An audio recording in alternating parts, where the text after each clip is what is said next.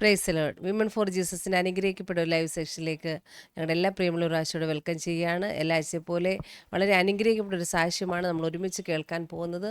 അതിനു മുന്നേ നമുക്ക് പ്രാർത്ഥിച്ച് ആരംഭിക്കാം. നമുക്ക് ചേർന്ന് പ്രാർത്ഥിക്കാം. പരിശുദ്ധ പിതാവേ, അനുഗ്രഹീതമാകാൻ നീ നല്ല ഈവനിങ് സമയത്തിനായി ഞങ്ങൾ അങ്ങ് സ്തുതിക്കുന്നതിൻ്റെ സന്നിധിയിൽ പിന്നെ ഞങ്ങൾക്ക് ഒന്നിച്ചിരുവാന്തക്കണം. അവിടുന്ന് ഒരിക്കൽ കൃപയ്ക്കായി സ്തോത്രം. പ്രത്യേകമായി ഞങ്ങളുടെ നടുവിലേക്ക് അവിടുന്ന് കൂട്ടിക്കൊണ്ടുവന്ന് അവിടുത്തെ മകൾക്കായി ഞങ്ങൾ അങ്ങ് സ്തുതിക്കുന്നു. തൻ്റെ ജീവിതാനുഭവങ്ങൾ ഞങ്ങൾക്ക് വലിയ അനുഗ്രഹത്തിന്, വിടുതലിന്, ആശ്വാസത്തിന് കാരണമായി തീരണം.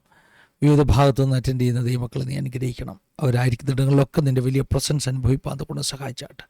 ഈ വീഡിയോ കാണുന്ന ഓരോ നിൻ്റെ മക്കളും അനുഗ്രഹിക്കപ്പെടട്ടെ. ഞങ്ങൾ പ്രാർത്ഥിച്ച് ആരംഭിക്കുന്ന നിമിഷം മുതൽ അവിടുത്തെ സാന്നിധ്യം ഞങ്ങളോട് കൂടിയിരിക്കണം. സിസ്റ്റർ നെറ്റ്വർക്ക് എല്ലാ കരങ്ങളിലേക്ക് ഏൽപ്പിക്കുന്നു. കുടുംബങ്ങളെ ക്ഷമിച്ച് ദൈവമഹത്വം ഞങ്ങളുടെ വെല്ലുവിളിപ്പെടണം. അങ്ങനെ അവിടുന്ന് ചെയ്തിരിക്കുന്ന കടപ്പിക്കായി സ്തോത്രം. സകല മാനമഹത്വത്തെ കടപ്പിക്കുന്നു. യേശു മൂലം താഴ്മയായി ചോദിക്കുന്നു, കേൾക്കുമാറാകണമേ. ആമേൻ.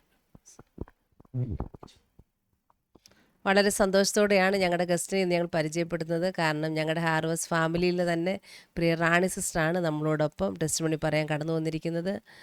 പ്രിയ സിസ്റ്റർ നമ്മൾ സ്നേഹത്തോടെ നമ്മുടെ ലൈവിലേക്ക് വെൽക്കം ചെയ്യുന്നു. പ്രൈസ് ലോർഡ് സിസ്റ്ററെ. Praise lord. എന്താ പറയുന്നത് സിസ്റ്ററെ? സന്തോഷമായിട്ടിരിക്കുന്നേ? സന്തോഷമായിരിക്കുന്നു. അതെ, സാൻഡി പറഞ്ഞു നമ്മുടെ ഹാർവസ്റ്റ് ഫാമിലിയിലെ ഒരു സാക്ഷ്യമാണ് ഇന്ന് നമ്മൾ കൊണ്ടുവന്നത്.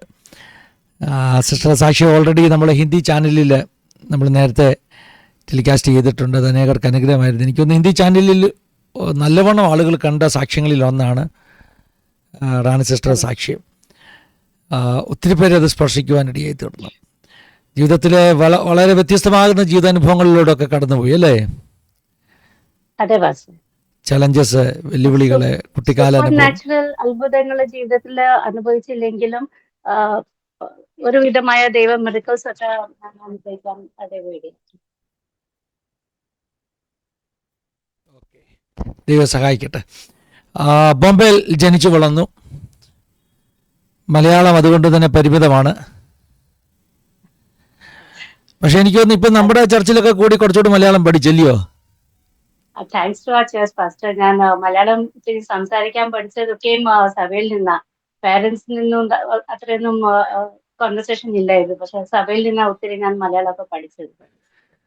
അതൊരു ഫുൾ കോൺഫിഡൻസ് ഇല്ല മലയാളത്തിൽ നിന്ന് കോൺവേഴ്സ് ചെയ്യാനായിട്ട് ആരുമായിട്ട്.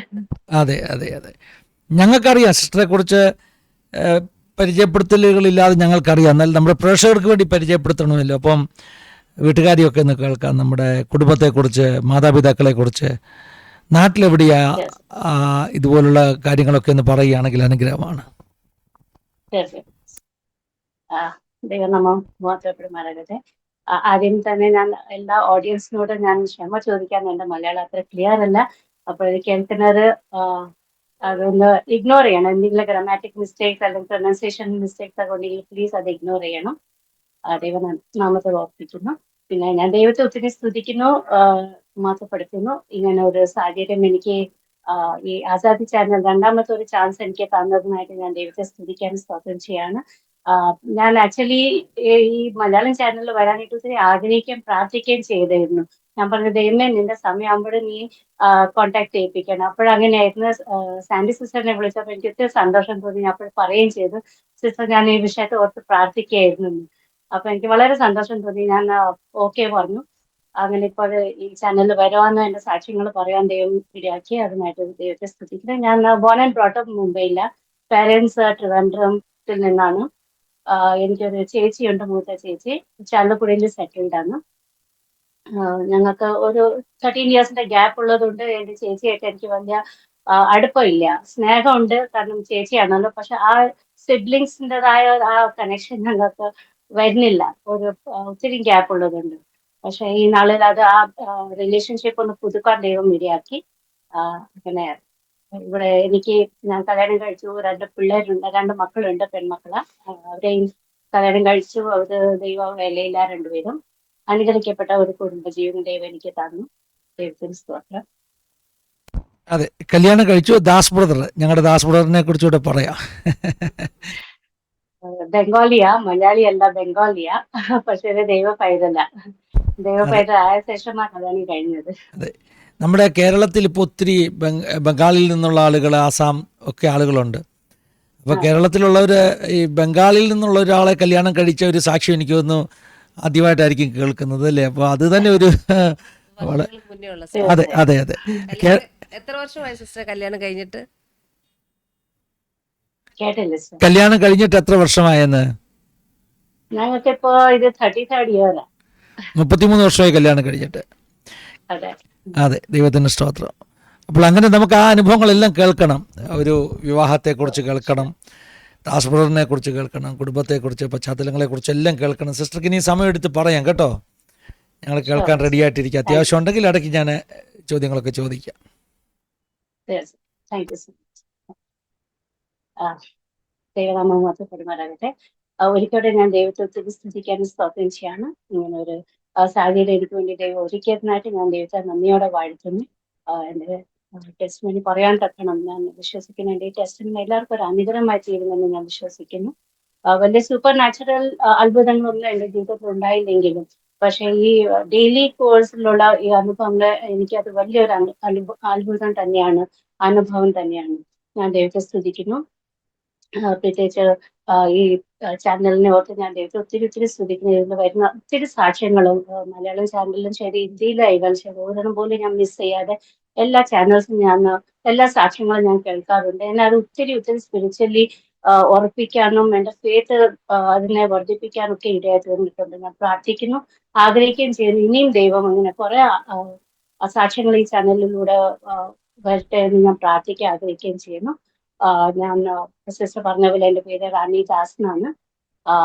ഒറിജിനൽ പേര് എൻ്റെ ലറ്റീഷ്യ എന്നാണ്. പക്ഷെ ആ ഒരു പേരുകൊണ്ട് ആരും അധികം അറിയാറില്ല. എവിടെയെങ്കിലും വെച്ച് ഉപയോഗിച്ചാൽ അവർ ചോദിക്കും ഇയാൾ ആരാണെന്ന് ചോദിക്കുന്നത്. അപ്പോൾ റാണി എന്ന പേരാണ് ഒത്തിരി ഫേമസ് ആയിരിക്കുന്നത്. കോളേജിലും അതെ, ചർച്ചിൽ അതെ, എവിടെ ആയിരുന്നാലും ഈ ഒരു പേരിലാണ് ഞാൻ അറിയപ്പെടുന്നത്. ഞാൻ നേരത്തെ പറഞ്ഞ പോലെ ഞാൻ ബോൺ ആൻഡ് ബ്രോട്ടപ്പ് മുംബൈയിലാണ്. മഹിം എന്ന ഒരു ഏരിയയിലായിരുന്നു ഞാൻ ജനിച്ചതും വളർന്നതൊക്കെ.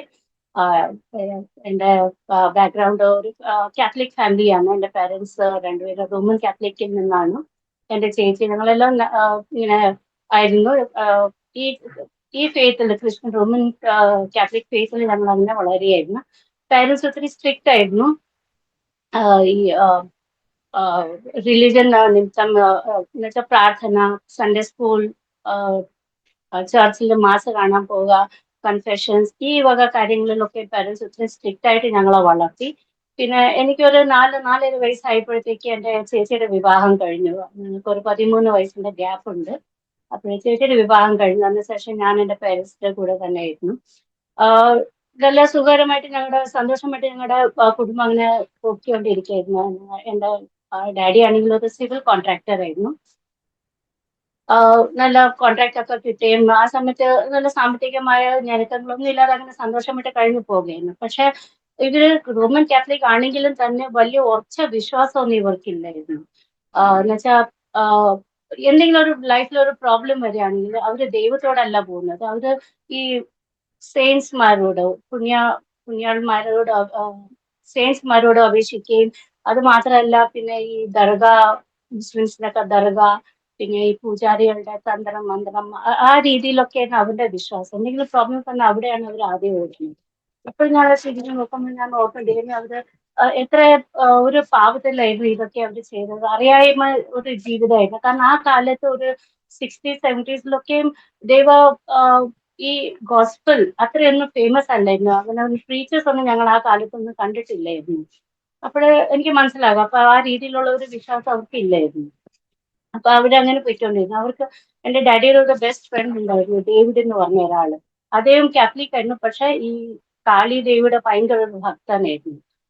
അതിനെ ഭക്തന് മാത്രമല്ല അതിനെ പൂജിക്കുകയൊക്കെയും ചെയ്യുമായിരുന്നു. അങ്ങനെ അപ്പൊ ഞാൻ കൊച്ചായിരുന്നെങ്കിൽ തന്നെ എനിക്കൊരു ആ സമയത്ത് ഒരു ചിന്ത വരുമായിരുന്നു, ഇയാള് ക്രിസ്ത്യൻ ഡേവിഡിന് പേരുണ്ടെന്നിട്ട് ഇങ്ങനെയൊക്കെ പൂജ ചെയ്യുന്നല്ലോ.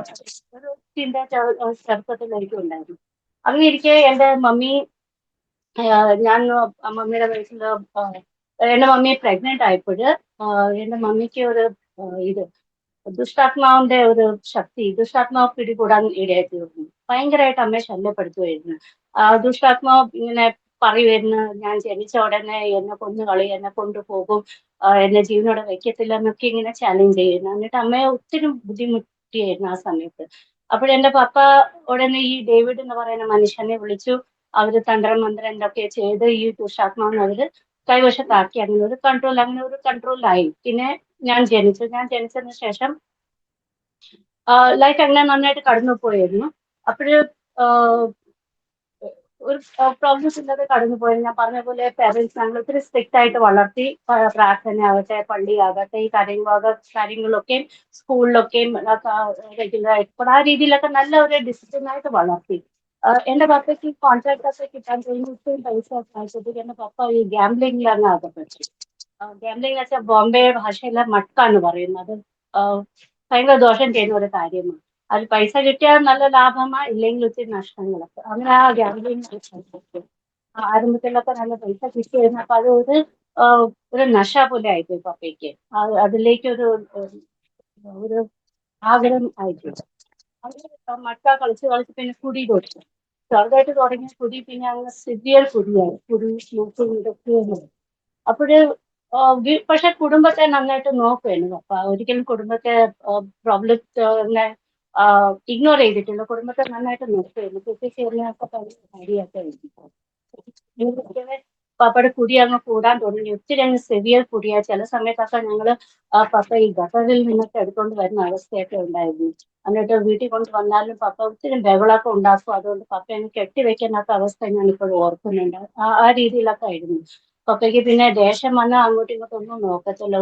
ഒരു സംഭവം എനിക്ക് ഓർമ്മയുണ്ട്. ഞാൻ ആ സമയത്ത് 5-6 വയസ്സ് പ്രായമുള്ള സമയത്ത് പപ്പ ഇങ്ങനെ കുടിച്ചോണ്ട് വന്ന അമ്മയും പപ്പയും തമ്മിൽ ആർഗ്യുമെന്റ് ആയി. അപ്പൊ പപ്പ എന്നെ ഒരു ഏറ് എറിഞ്ഞു, അങ്ങ് ദൂരെ അങ്ങ് ഒരു ഏറ് എറിഞ്ഞു. അതിനുശേഷം എനിക്ക് പപ്പയുടെ അടുത്ത് പോകാൻ ഭയങ്കര പേടിയൊക്കെ ആയിരുന്നു. അങ്ങനെ പോകണം. അമ്മയാണെങ്കിൽ ഉള്ള ബാബയുടെ അടുത്തും ഉള്ള സെയിൽസ്മാരുടെ അടുത്തൊക്കെയും പോയി പ്രാർത്ഥിക്കുകയും എന്തെല്ലാം മന്ത്രവാദം ചെയ്യാൻ പറ്റും അതെല്ലാം ചെയ്ത് പപ്പയെ മടക്കി വരുത്ത പപ്പയുടെ കുടി നിർത്താനായിട്ട്. പക്ഷെ ഒന്നും സംഭവിച്ചില്ല. പപ്പ അത് വേഴ്സായി കുടിച്ചുകൊണ്ടിരുന്നു ഒരവസ്ഥയായിരുന്നു. അങ്ങനെ ഇരിക്കവേ പിന്നെ വർഷങ്ങൾക്ക് ശേഷം കുറെ വർഷം ഇതിങ്ങനെ കണ്ടിന്യൂ ചെയ്തു പോയി. അത് ചില വർഷം 8 വയസ്സ് 6 വയസ്സ് പ്രായമായിരുന്നു പപ്പയ്ക്ക് ഒരു കോൺട്രാക്ട് കിട്ടി. 2 കോൺട്രാക്റ്റുകൾ കിട്ടി. ഒന്ന് ബോംബെ എയർപോർട്ടിനും ഒരെണ്ണം ബഹറിനിൽ പോകാനുള്ള കോൺട്രാക്ട് കിട്ടി. പപ്പ ബഹറിനിൽ പോകാൻ വേണ്ടിയിട്ട് അങ്ങനെ ഓപ്ഷൻ ചൂസ് ചെയ്തു. അപ്പോഴ് അമ്മയ്ക്ക് മിക്സ് ഫീലിങ്സ് ആയിരുന്നു. അവിടെ ബഹറിനിൽ പോയാൽ എങ്ങനെയായിരിക്കും, കുറെ കൂടെ വഷളാകല്ലേ ഉള്ളു, അങ്ങനെ ഒരു ഫീലിംഗ് ആയിരുന്നു. പിന്നെ ഇവിടെ ഇല്ലാതെ ഇരുന്ന ഒരു സന്തോഷം സമാധാനം കുടുംബത്തിൽ ഉണ്ടാവുമല്ലോ, ആ രീതിയിലായിരുന്നു. ഏതായാലും പപ്പ ഒരു 3 വർഷത്തെ കോൺട്രാക്ട് ആയിട്ട് അങ്ങ് പോയി. അവിടെ പോയ ശേഷം ഒരു വർഷം പപ്പ ഒത്തിരി അങ്ങ് സുഖിച്ചു. എന്നുവെച്ചാൽ ഒത്തിരി ഭയങ്കര ഡ്രിങ്കിങ്, സ്മോക്കിങ്, സിനിമ കാണുക ഒക്കെ ആയിരുന്നു. അപ്പോൾ ആ സമയത്ത് ഫോൺസ് ഒന്നും ഇല്ലായിരുന്നു. ഞങ്ങൾക്ക് ലെറ്റർ വഴിയായിരുന്നു എല്ലാം കോൺവെർസേഷൻ, അവിടെ കമ്മ്യൂണിക്കേഷൻ. അപ്പൊ പപ്പ ലെറ്ററിൽ അമ്മയ്ക്ക് എല്ലാം എഴുതി അയക്കും. ഞാൻ ഇങ്ങനെയൊക്കെ ചെയ്തു, അങ്ങനെയൊക്കെ ചെയ്തു. ഇങ്ങനെ ഒരു വർഷം ശരിക്കും പപ്പ എൻജോയ് ചെയ്തു. ഇവിടെ ഞങ്ങൾക്ക് ശരിക്കും പൈസയൊന്നും അയക്കാതെ ഞങ്ങൾ ഫിനാൻഷ്യലി ഒത്തിരി പ്രോബ്ലംസ് ആയിരുന്നു. ഞാനൊരു കോൺവെന്റ് സ്കൂളിലാണ് പഠിച്ചത്. അപ്പോൾ അവിടെ എന്തോ ദൈവത്തിന്റെ ഒരു കൃപയായിരുന്നു. എനിക്ക് ഫീസ് കൊടുക്കാതെ കൺസെഷൻ കിട്ടുമായിരുന്നു. അപ്പോഴങ്ങനെ ഫീസ് ഇല്ലാതെ എനിക്ക് പഠിക്കാനുള്ള സാഹചര്യമൊക്കെ കിട്ടി. അപ്പോൾ ഇവിടെ ഫിനാൻഷ്യലി ഞങ്ങൾക്ക് ഒത്തിരി പ്രോബ്ലംസ് ആയി. കാരണം സ്വന്തം വീടില്ലായിരുന്നു. സ്വന്തം വീടുണ്ടായിരുന്നു ഞങ്ങൾ വിറ്റിട്ട് അങ്ങനെ വാടകയ്ക്ക് കഴിയുമായിരുന്നു. അപ്പോൾ എവറി 11 months 1 year അല്ലെങ്കിൽ 22 months ഞങ്ങൾ വീട് മാറി മാറി മാറി പോകുമായിരുന്നു. അത് വല്ലാത്തൊരു അവസ്ഥയായിരുന്നു. അപ്പൊ ഞങ്ങൾ പപ്പ ഫോറിനിൽ പോയ ശേഷം ഈ അവസ്ഥയ്ക്കൊക്കെ ഒരു മാറ്റം വരും എന്നൊക്കെ വിചാരിച്ചു. പക്ഷെ അതൊന്നും സംഭവിച്ചില്ല. അങ്ങനെ പിന്നെ അത് കഴിഞ്ഞിട്ട് പപ്പയുടെ വരുന്ന സമയങ്ങളൊക്കെ അടുത്ത് 3 വർഷമൊക്കെ തീരാറായി. 1981 സംതിങ് 82 എന്താ പപ്പ തിരികെ വരുമായിരുന്നു. വരുന്ന സമയങ്ങൾ അടുത്തപ്പോഴത്തേക്ക് അമ്മയ്ക്ക് ഭയങ്കര ഒരു ഹാർട്ട് ബീറ്റ്. പപ്പ ഏത് അവസ്ഥയിലായിരിക്കും വരുന്നത്, വഷളായോ ഇത് നന്നായോ ഞങ്ങൾക്ക് അറിയില്ല. ഫോണൊന്നും ഇല്ലല്ലോ, ലെറ്റർ മുഖാന്തരല്ലേ ഉള്ളല്ലോ അറിയുന്നത്. അപ്പൊ അമ്മയ്ക്ക് ഭയങ്കര ഒരു വെപ്രാളം പോലെ എന്തായിരിക്കും അവസ്ഥ എന്ന്. അങ്ങനെ ഇരിക്കാതെ പപ്പ വന്നപ്പോഴത്തേക്ക് ഞങ്ങളങ്ങ് ഷോക്ക് ആയിപ്പോയി. എന്നിട്ട് അങ്ങ് സത്യം ഒരു കംപ്ലീറ്റ്ലി ചേഞ്ച്ഡ് വ്യക്തിയായിരുന്നു. കംപ്ലീറ്റ്ലി ഒരു പുതിയൊരു വ്യക്തി. ആരും പറയത്തില്ല ഇത് എന്റെ പഴയ പപ്പ ആണെന്ന്. കുടിയില്ല, വലിയില്ല, ദേഷ്യമില്ല, ഒന്നുമില്ല, വഴക്കില്ല, ഒന്നുമില്ല. ഭയങ്കര ശാന്ത സ്വഭാവം, ഭയങ്കര സ്നേഹം, ഇതൊക്കെയായിരുന്നു. ഇതൊക്കെ കണ്ടപ്പോ എന്റെ അമ്മയ്ക്ക് ഭയങ്കര സന്തോഷമായി. ചോദിച്ചു എന്താ ഇത്രയും മാറ്റം വരാനുള്ള കാരണം എന്താണെന്ന്. അതൊന്നും പപ്പ ഞങ്ങളുടെ അടുത്തൊന്നും പറഞ്ഞില്ല. ആ ക്വസ്റ്റ്യൻസ് ഞങ്ങൾ ഇഗ്നോർ ചെയ്യും. അങ്ങനെ കുറെ ഒരു വർഷം ഞങ്ങൾ ഇങ്ങനെ നല്ല സന്തോഷമായിട്ട് പിന്നെ പപ്പ പള്ളിയിലൊക്കെ പോകാൻ തുടങ്ങി. ഞങ്ങൾ RC-യിലായിരുന്നു പോയിക്കൊണ്ടിരുന്ന, റോമൻ കാത്തലിക് ചർച്ച്. അപ്പൊ ഞങ്ങൾ എല്ലാവരും ഒരുമിച്ച് പള്ളിയിലൊക്കെ പോകുകയും ഭയങ്കര സന്തോഷമൊക്കെ ആയിരുന്നു. അങ്ങനെ ഇരിക്കെ ഒരു ദിവസം ഞങ്ങളുടെ വീട്ടിൽ ഞങ്ങളുടെ ഒരു ഫാമിലി ഫ്രണ്ട് ഒരു ദേവദാസനെ ഞങ്ങളുടെ വീട്ടിൽ കൊണ്ടുവന്നു. ഇപ്പോഴും അദ്ദേഹം പാസ്റ്ററാണ്. നമ്മുടെ പാസ്റ്ററിന്റെ ഒക്കെ സ്ഥലത്ത് തന്നെയാണ് താമസിക്കുന്നത്, പത്തനംതിട്ട ആ ഏരിയയിലാണ് ഇപ്പോഴും താമസിക്കുന്നത്. ശാരീരികമായിട്ട് ഇത്തിരി ബലഹീന അവസ്ഥയിൽ ഇപ്പോഴായിരിക്കുന്നു. പാസ്റ്ററിന്റെ പേര് KM ജോയ്. നേരത്തെ മുംബൈയിലുണ്ടായിരുന്നു, പാസ്റ്ററിന് അറിയാൻ തോന്നുന്നു. അപ്പൊ ഇത് KM ജോയ് എന്ന് പറഞ്ഞ ആ സമയത്ത് ബ്രദർ ആയിരുന്നു. അപ്പൊ ആ ദേവദാസനെ ഞങ്ങൾ വീട്ടിൽ കൊണ്ടുവന്നു പപ്പയായിട്ടൊക്കെ പരിചയപ്പെടുത്തി. എന്നിട്ട് പപ്പയായിട്ടൊക്കെ സംസാരിച്ചപ്പോഴത്തേക്ക് ദൈവ കാര്യങ്ങളൊക്കെ പറഞ്ഞു വന്നപ്പോഴത്തേക്ക് പപ്പയുടെ സാക്ഷ്യം പറയാൻ തുടങ്ങി. അപ്പോഴാണ് ഞങ്ങളും കേൾക്കുന്നത് ആ സമയത്ത് പപ്പയുടെ സാക്ഷ്യം. പപ്പ ഒരു വർഷം അവിടെ ഒത്തിരി എൻജോയ് ചെയ്തു. സെക്കൻഡ് ഇയർ ആയപ്പോഴത്തേക്ക് ഏതൊരു ദൈവ പൈതലായിട്ട് പപ്പയുടെ കോൺടാക്ട് ഉണ്ടായി. എന്നിട്ട് ആ ദൈവ പൈതൽ ഗോസ്പൽ ഷെയർ ചെയ്ത് പപ്പയെ ഇട്ടു. എന്നിട്ട് പപ്പയ്ക്ക് ഒരു കുറ്റബോധമൊക്കെ തോന്നി. പപ്പ ചെയ്ത പാപത്തെ കുറിച്ച്, ഈ ജീവിക്കുന്ന ജീവിതം ഒരു പാവമായ ജീവിതമാണെന്നൊക്കെ തോന്നി. അങ്ങനെ ദൈവത്തിന്റെ സന്നിധിയിൽ സമർപ്പിച്ചു.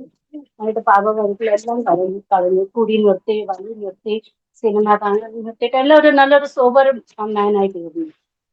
അങ്ങനെയാണ്. പക്ഷെ അവിടെ രക്ഷിക്കപ്പെട്ടെങ്കിൽ സ്നാനപ്പെട്ടിട്ടില്ലായിരുന്നു. പിന്നെ അങ്ങനെയാണ് ബോംബെയിൽ വന്നു. ബോംബെയിൽ നിന്ന് നല്ല സന്തോഷമൊക്കെ ജീവിക്കുന്നത്. അപ്പോൾ ഈ ദേവദാസനോട് ഇങ്ങനെ കാര്യങ്ങളൊക്കെ പറഞ്ഞു.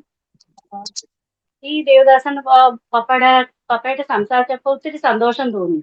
പിന്നെ ഒരു റെഗുലർ വിസിറ്റർ ആയി തീർന്നു ഞങ്ങളുടെ വീട്ടിൽ. പപ്പ ഈ ഇദ്ദേഹം പറയുന്ന എല്ലാ കാര്യം അക്സെപ്റ്റ് ചെയ്യുന്നു.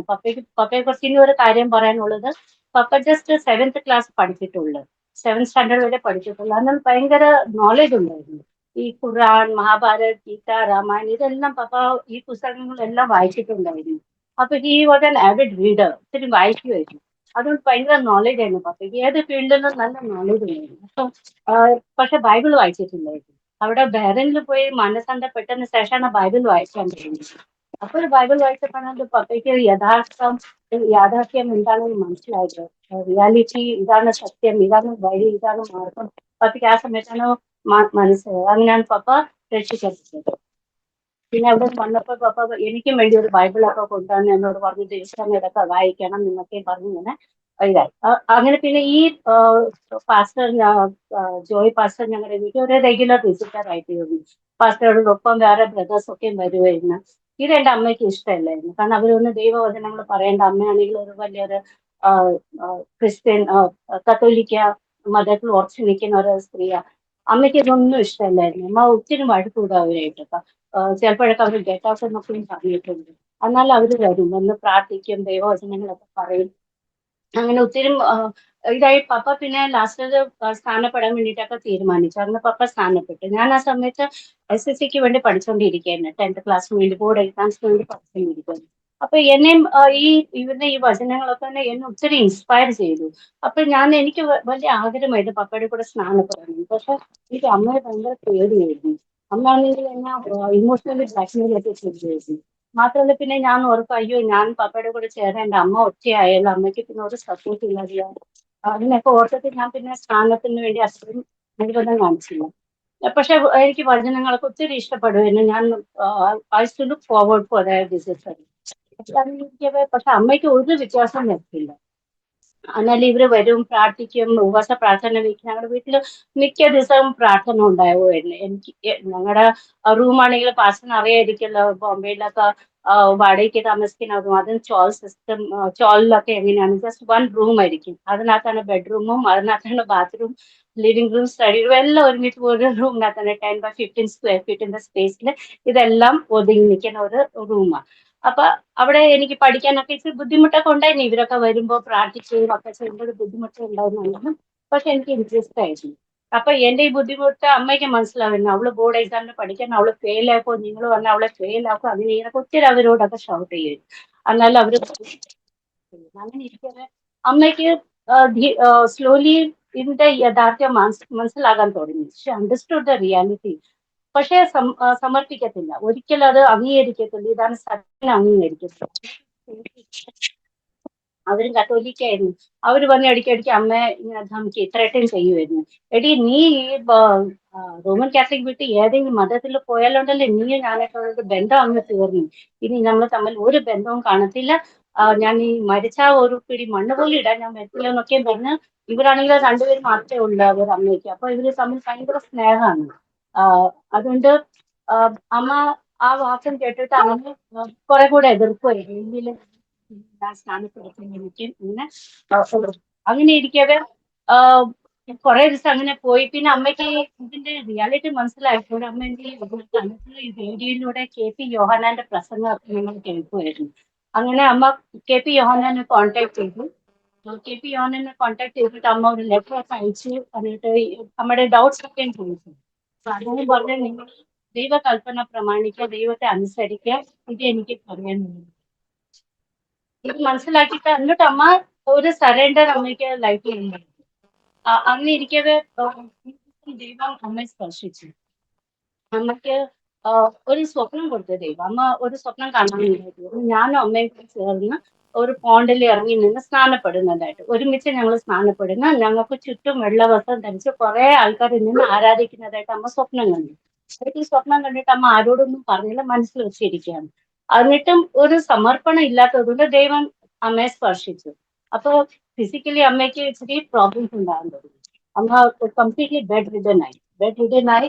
എന്നിട്ട് ഞങ്ങളുടെ ഈ സഭയിലുള്ള ആൾക്കാർ, പാസ്റ്റർമാർ എല്ലാവരും വന്ന് പ്രാർത്ഥിക്കുകയും ഉപവസിക്കുകയും കരഞ്ഞ് പ്രാർത്ഥിക്കുകയും അമ്മയുടെ വിടുതലിന് വേണ്ടിയൊക്കെയും കരഞ്ഞ് പ്രാർത്ഥിക്കുകയൊക്കെയും ചെയ്യും. ഇതൊക്കെ കണ്ടപ്പോഴത്തേക്ക് അമ്മയ്ക്ക് ഒരു ചെറിയൊരു മനസ്സലിവ് വന്നു. ഈ സ്വപ്നത്തെ കുറിച്ച് ജോയ് പാസ്റ്ററിനോട് പറഞ്ഞു. പാസ്റ്റർ പറഞ്ഞു, ഇനി ആന്റിക്ക് എന്തോ പ്രൂഫ് വേണ്ടതെങ്കിൽ ദൈവം ഇത്രയും വെളിപ്പെടുത്തി ക്ലിയർ ആയിട്ട് വെളിപ്പെടുത്തി തന്നിട്ട് പിന്നെ ആന്റിക്ക് എന്താ പ്രൂഫ് ആവശ്യമുള്ളത്, ഇനിയെങ്കിലും സമർപ്പിച്ചൂടെ എന്നൊക്കെ പറഞ്ഞു. അങ്ങനെ അമ്മ സമർപ്പിച്ചു.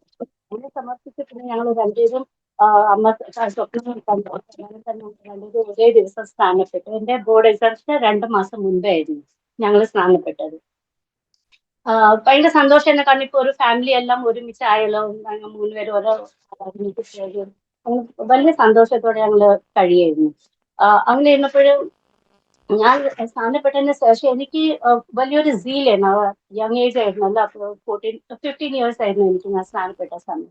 അപ്പൊ എനിക്ക് ഭയങ്കര ഒരു സീലായിരുന്നു. ദൈവവചനം സ്പ്രെഡ് ചെയ്യണം, ട്രാക്ട് കൊടുക്കണം, അങ്ങനെയൊക്കെ ഭയങ്കര ഒരു ദൈവത്തിന് വേണ്ടി ഒത്തിരി കാര്യങ്ങൾ ചെയ്യണം എന്നൊക്കെ ഒരു സീലുണ്ടായിരുന്നു എനിക്ക്. അപ്പോഴും ഞാൻ കോളേജിലൊക്കെ പോകാൻ തുടങ്ങിയപ്പോൾ ട്രാക്സ് ഒക്കെ കൊണ്ടുപോയി എന്റെ ഫ്രണ്ട്സിനൊക്കെ കൊടുക്കുമായിരുന്നു. ബസ്സിലൊക്കെ ട്രാവൽ ചെയ്യുമ്പോൾ അടുത്തിരിക്കുന്നവർക്കൊക്കെ ട്രാക്ട് കൊടുക്കുകയൊക്കെ ചെയ്യുമായിരുന്നു. അപ്പൊ ഈ ഫ്രണ്ട്സിനൊക്കെ ടാക്സ് കൊടുക്കാൻ തുടങ്ങിയപ്പോ അവരൊക്കെ എന്നെ ഒത്തിരി കളിയാക്കുമായിരുന്നു. ഒത്തിരി എന്നെ കളിയാക്കുമായിരുന്നു. ലങ്കാക്കി സീത എന്നൊക്കെ എനിക്ക് നിക് നെയിം ഒക്കെ ഇട്ടിട്ടുണ്ടായിരുന്നു. ലങ്കാക്കി സീത ഭാഷ മനസ്സിലായ എന്താണെന്ന്. സീതയെ പിടിച്ച ലങ്കയിൽ കൊണ്ടുപോയപ്പോഴത്തേക്ക് അവള് ദുഃഖത്തോടെ ഇരുന്ന ആഭരണങ്ങളെല്ലാം ഊരിയൊക്കെ അങ്ങനത്തെ ഒരു അവസ്ഥയിൽ ഞാനും ആഭരണമൊന്നും ഇല്ലാതെ കോളേജിലൊക്കെ പോയിരുന്നല്ലോ. അപ്പൊ അവര് എനിക്ക് ആ ഒരു നിക് നെയിം ഇട്ടു, ലങ്കാക്കി സീത എന്നൊക്കെ പറഞ്ഞ് എന്നെ ഒത്തിരി കളിയാക്കുമായിരുന്നു. പിന്നെ അതൊന്നും കൂട്ടാക്കിയില്ല. ഞാൻ വിഷമം ഉണ്ടായിരുന്നു, ഒത്തിരി ദുഃഖം തോന്നുമായിരുന്നു, അവർക്ക് ഒത്തിരി ഇൻസൾട്ട് ഫീൽ ആവുമായിരുന്നു. പക്ഷെ ഞാൻ ദേവസ്ഥാനയിൽ പോയി അവർക്ക് വേണ്ടി പ്രാർത്ഥിക്കുമായിരുന്നു. അപ്പൊ അങ്ങനെ ഇരുന്നപ്പോ ഞാൻ ഒരു ആവറേജ് സ്റ്റുഡന്റ് ആയിരുന്നു പാസ്റ്റർ. എനിക്ക് അങ്ങനെ വലിയ നോളജും ബുദ്ധിയൊന്നും ഇല്ലായിരുന്നു. ഒരു average student, just passing marks ഒക്കെ കിട്ടുന്ന ഒരു ആവറേജ് സ്റ്റുഡന്റ് ആയിരുന്നു. പക്ഷെ ഈ കോളേജിൽ വന്ന ശേഷം ഈ ഫ്രണ്ട്സിന്റെ അമംഗ് ദ ഫ്രണ്ട്സ് എനിക്ക് എപ്പോഴും ടോപ്പ് ആയിരുന്നു. ഈ ഫ്രണ്ട്സിന്റെ മുൻപാകെ എപ്പോഴും എനിക്ക് ഹയസ്റ്റ് മാർക്സ് ആയിരുന്നു. അപ്പൊ ഇതൊക്കെ കണ്ടപ്പോഴത്തേക്ക് ഇവര് എന്നെ റെസ്പെക്ട് ചെയ്യാൻ തുടങ്ങി, എന്നെ ഒത്തിരിയും ബഹുമാനിക്കാൻ തുടങ്ങി. എന്റെ നോട്ട്സ് ഒക്കെ കൊണ്ടുപോകും, പിന്നെ എന്നോട് അഡ്വൈസ് ഒക്കെ ചോദിക്കും, സ്റ്റഡീസിലേക്ക് എന്നെ ഹെൽപ്പ് ഒക്കെ ചോദിക്കും. അങ്ങനെയൊക്കെ ഒരു വലിയൊരു മാറ്റം വന്നു. അപ്പോൾ ഞാൻ ഓർത്ത് എന്തായിരിക്കും ഇതിന്റെ കാരണം ഇതൊക്കെ. പിന്നെ പിൻകാലങ്ങളിൽ എനിക്ക് മനസ്സിലായി അതൊക്കെ ഞാൻ അവർക്ക് വേണ്ടി പ്രാർത്ഥിക്കുമായിരുന്നു. അപ്പൊ ദൈവമാണ് അവരൊക്കെ ഇങ്ങനെ മാറ്റിയത്. ആ അവസ്ഥയിലായിരുന്നു. അതുകൊണ്ട് എനിക്ക് ദൈവം പ്രാർത്ഥിക്കാൻ ഒരു കൃപ തന്നിട്ടുണ്ട്. ഞാൻ ഈ രാത്രി യാമങ്ങളിലൊക്കെ എണീറ്റിരുന്ന് പ്രാർത്ഥിക്കുകയൊക്കെ ചെയ്യും. അപ്പൊ ഞങ്ങളുടെ ഈ വൺ റൂം ആയതുകൊണ്ട് അലാം വെച്ച അമ്മയും പപ്പ എണീക്കല്ലോ എന്ന് ഓർത്തിട്ട് ഞാൻ ദൈവത്തോട് രാത്രിയിൽ പറയുന്ന, ദൈവമേ എനിക്ക് എന്നെ 4 മണിക്ക് വിളിച്ചുണർത്താന്, ഞാൻ 4 മണിക്ക് എണീറ്റിന്ന് പ്രാർത്ഥിച്ചിട്ട് എനിക്ക് പഠിക്കണം എന്ന് ഞാൻ പറഞ്ഞു കിടക്കുമായിരുന്നു. കൃത്യം 4 മണിക്ക് എന്നെ ആരോ വന്ന് തട്ടി ഉണർത്തുന്നത് പോലെ ഞാൻ ടച്ച് അനുഭവിച്ചിട്ടുണ്ടായിരുന്നു. എണീറ്റ് നോക്കുമ്പോൾ ആരുമില്ല, അമ്മയും പപ്പയും നല്ല ഉറക്കമാണ്. പിന്നെ അപ്പൊ എനിക്ക് മനസ്സിലായത് ദൈവദൂതൻ അല്ലെങ്കിൽ ദൈവത്തിന്റെ സ്പർശനമായിരുന്നു. അതേപോലെ ശബ്ദവും ഞാൻ കേട്ടിട്ടുണ്ടായിരുന്നു, റാണി റാണി വേക്കപ്പ്, ഇറ്റ്സ് 4 o'clock വേക്കപ്പ് എന്ന്. അങ്ങനെ ആ അനുഭവങ്ങൾ എന്റെ ജീവിതത്തിലുണ്ടായിരുന്നു. എനിക്കത് വലിയൊരു അനുഗ്രഹമായി തീർന്നത്. ആ സമയത്തൊക്കെ എണീറ്റ് ഒത്തിരി പ്രാർത്ഥിക്കണം. ഞങ്ങളുടെ സഭയിലാണെങ്കിൽ ഒരു 10-15 ആൾക്കാരൊക്കെ ആയിരുന്നു ലക്ഷങ്ങൾ.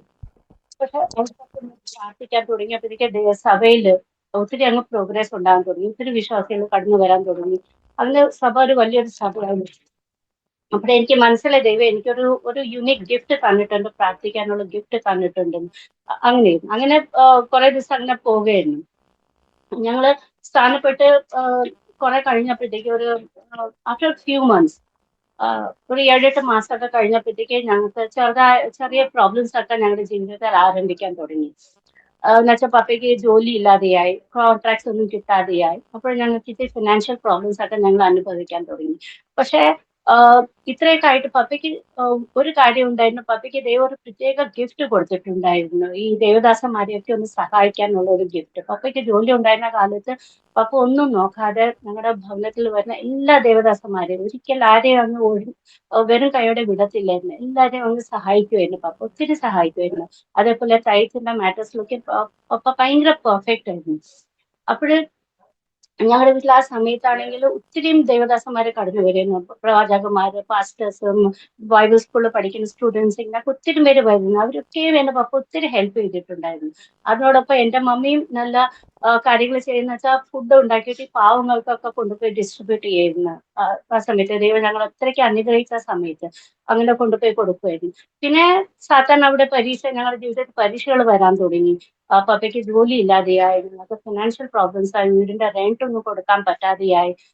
എനിക്ക് ബുക്സിന്റെ പ്രോബ്ലംസ്, അങ്ങനെ ഒത്തിരി പ്രോബ്ലംസ് ഞങ്ങൾ നേരിടാൻ തുടങ്ങിയപ്പോൾ ഞങ്ങൾക്ക് ഒരിക്കലും അത് ഫീൽ ആയില്ല. ഞങ്ങൾക്ക് ഈ മെറ്റീരിയൽ ബെനിഫിറ്റ്സ് ഇല്ലല്ലോ എന്നുള്ള ഒരു ദുഃഖം ഞങ്ങൾക്ക് ഒരിക്കലും ഉണ്ടായില്ല ആ പ്രായത്തിൽ. അതേപോലെ എനിക്ക് ആ ഒരു ഫീലിംഗ് ഉണ്ടായില്ല. എന്റെ പപ്പ എന്നോട് എപ്പോഴും പറയുമായിരുന്നു, നമ്മൾ ഒരിക്കലും മെറ്റീരിയൽ തിങ്സിന് വേണ്ടി പ്രാർത്ഥിക്കരുത്.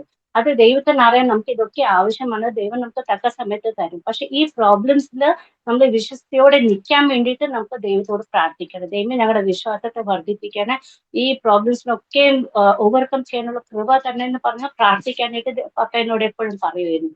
അതേപോലെ ഞാൻ പ്രാർത്ഥിച്ചു. ഞാൻ ഒരിക്കലും ഞങ്ങളുടെ മെറ്റീരിയൽ തിങ്സിന് വേണ്ടി പ്രാർത്ഥിച്ചതായിട്ട് എനിക്ക് ഓർമ്മയില്ല.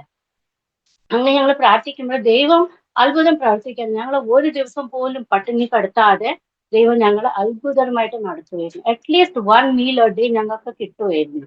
അപ്പോൾ മാത്രമല്ല, ഈ സഭയില് നമ്മുടെ ജോയ് പാസ്റ്റർ ആണെങ്കിൽ കിട്ടുന്ന സ്വത കാഴ്ച മൊത്തം ഒത്തിരി പ്രാവശ്യം എന്റെ പപ്പയ്ക്ക് അങ്ങനെ കൊടുത്തിട്ടുണ്ടായിരുന്നു, റെന്റ് നിറയ്ക്കാനും ലൈറ്റ് ബില്ല് നിറയ്ക്കാനും ഒക്കെ. അങ്ങനെ പിന്നെ നമ്മുടെ മണിയങ്കൾ ഉണ്ടല്ലോ, ദേവസ്ഥാനയിൽ ഇപ്പോൾ വിശ്രമിക്കുന്ന നമ്മുടെ ജെ ജെ മണി അങ്കിൾ അതേപോലെ ഒത്തിരി ഹെൽപ്പ് ചെയ്തിട്ടുണ്ട് ഞങ്ങളുടെ വീട്ടിൽ. പലപ്പോഴും ഇങ്ങനെ റേഷൻസ് ഒക്കെ നിറച്ച് തന്നിട്ടുണ്ട്.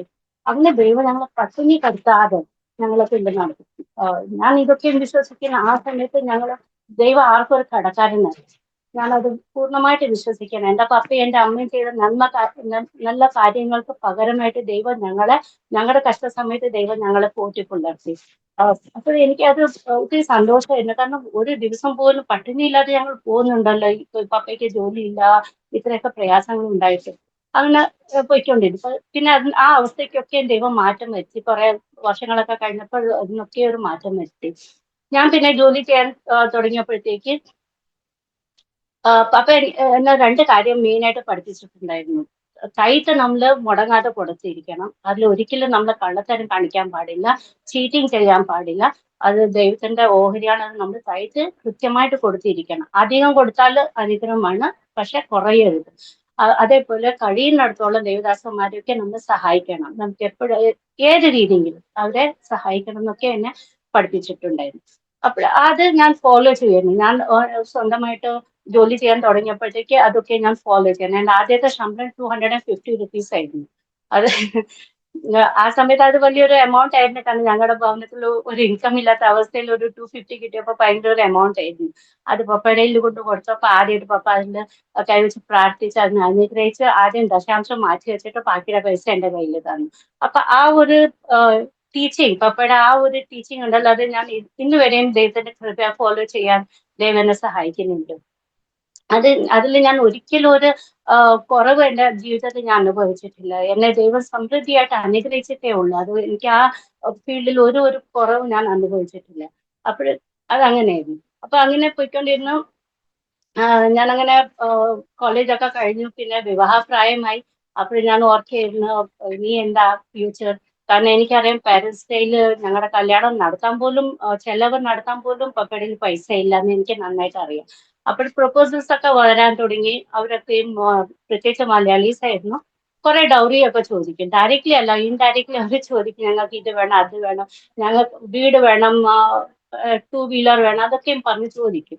ഞാൻ ഓർക്കും, ഞങ്ങൾക്ക് സ്വയമേ താമസിക്കാൻ ഒരു വീടില്ല, പിന്നെ ഇവർക്ക് എവിടുന്ന വീട് എടുത്ത് കൊടുക്കുന്നത്? അപ്പൊ എനിക്ക് അതൊക്കെ ഒരു പ്രയാസമായിരുന്നു. ഞാൻ ഞങ്ങളുടെ അവസ്ഥ അറിയുന്നുണ്ട്. ഞങ്ങൾ അപ്പൊ എനിക്കൊരു ഫ്യൂച്ചർ വേണം, നീ അത് പ്ലാൻ ചെയ്യണം, ഞാൻ നിന്റെ കയ്യിലൊന്ന് ഏൽപ്പിക്കുന്നു, നീ പ്ലാൻ ചെയ്യണം എന്ന് പറഞ്ഞാൽ ഞാൻ പ്രാർത്ഥിക്കുമായിരുന്നു. ഇരിക്കവേ അങ്ങനെ ഇരിക്കുവാൻ ഞാൻ ഇങ്ങനെ ജോലി, ഒരു സ്ഥിരമായ ജോലി എനിക്ക് കിട്ടിയിട്ടില്ലായിരുന്നു. ഞാൻ ഇങ്ങനെ ജോലി മാറിക്കൊണ്ടിരിക്കുന്നു. അങ്ങനെ ഒരു സന്ദർഭത്തിൽ ഒരു ജോലി അന്വേഷിച്ച് നടന്ന സന്ദർഭത്തിൽ എന്റെ ചേച്ചി, കസിൻ സിസ്റ്റർ, ഗോരികളിൽ താമസിക്കുന്ന സിസ്റ്റർ എന്റെ ഹസ്ബൻഡിനെ പരിചയപ്പെടുത്തി തന്നു. എന്റെ ഹസ്ബൻഡിനെ സംബന്ധിച്ച് സെൻട്രൽ ഗവൺമെന്റിൽ ജോലിയിലായിരുന്നു. അപ്പോൾ എന്നോട് പറഞ്ഞ, ഇദ്ദേഹം റിക്രൂട്ട്മെന്റ് നടത്തുന്നുണ്ട്, അപ്പൊ നീ എനിക്ക് നല്ല ജോലിയൊക്കെ മേടിച്ചതെന്ന് പറഞ്ഞു. അങ്ങനെ പരിചയപ്പെടുത്തി. ഒന്ന് പരിചയപ്പെടുത്തി. അപ്പോഴ് ഇയാൾ ഒരു ഹിന്ദു ആയിരുന്നു. ആ സമയത്ത് ബംഗാളി ഹിന്ദു ആയിരുന്നു. ഇദ്ദേഹത്തിന് എന്നെ കണ്ടപ്പോൾ തന്നെ ഒരു ഫീലിങ്സ് ഒക്കെ ഉണ്ടായി മനസ്സിൽ. എനിക്കറിയത്തില്ല അതിനെപ്പറ്റി. അപ്പൊ എന്തെങ്കിലുമൊക്കെ എക്സ്ക്യൂസ് പറഞ്ഞ്, ജോലിയുടെ ഒക്കെ എക്സ്ക്യൂസ് പറഞ്ഞ് എപ്പോഴും വരും, എന്നെ കൊണ്ടുപോകും, ഇന്റർവ്യൂന്നൊക്കെ കൊണ്ടുപോകും. അങ്ങനെ ഇരുന്ന് ഒരു 1.5 വർഷം 2 വർഷമൊക്കെ ആയപ്പോഴത്തേക്ക് എന്നെ പ്രൊപ്പോസ് ചെയ്തു. അപ്പോഴും ഞാൻ പറഞ്ഞു, എനിക്ക് അത് പറ്റത്തില്ല, കാരണം ഞാനൊരു വിശ്വാസിയാണ്. ഒരു വിശ്വാസി അല്ലാതെ ഞാൻ വേറെ ആരെയും കല്യാണം കഴിക്കത്തില്ല, അത് പാപമാണ്, ഞങ്ങൾക്ക് അത് പാടില്ല. മാത്രമല്ല ഞാൻ അത് ചെയ്യേയില്ല. എനിക്ക് എന്റെ പേരൻസും ഉണ്ട്, എനിക്ക് അതൊരു റെസ്പോൺസിബിലിറ്റി ഉണ്ട്. അപ്പൊ ഇദ്ദേഹം ഒന്നും പറഞ്ഞില്ല. ഒന്നും പറയാതെ പിന്നെ ഒരു 3-4 മാസത്തിന് ശേഷം എന്നോട് വന്ന് പറയാണ്, ഞാനിപ്പോ പള്ളിയിലൊക്കെ പോകാൻ തുടങ്ങി.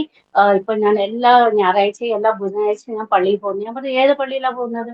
അപ്പൊ പറഞ്ഞു, മാഹിമിലെ ഒരു സെന്റ് മൈക്കിൾ ചർച്ച് ഉണ്ടല്ലോ, ഒത്തിരി ഫേമസ് ചർച്ചാ, അവിടെയാ പോകുന്നത്. ഞാൻ പറയാൻ, അവിടെ അല്ല, അതല്ല നേരായ വഴി.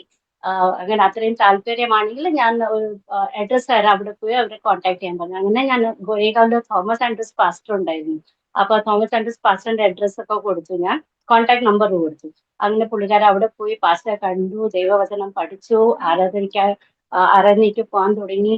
പിന്നെ സ്നാനപ്പെട്ടു. അങ്ങനെ ഒരു നല്ലൊരു ദൈവ പൈതലായിട്ട് ഒരു 3-4 മാസം കഴിഞ്ഞിട്ട് പാസ്റ്ററേയും പാസ്റ്ററിന്റെ ഭാര്യയായിട്ട് ഞങ്ങളുടെ വീട്ടിൽ എന്റെ പപ്പയുടെ അടുത്ത് വന്നിരിക്കുക മാരേജ് പ്രപ്പോസലായിട്ട്.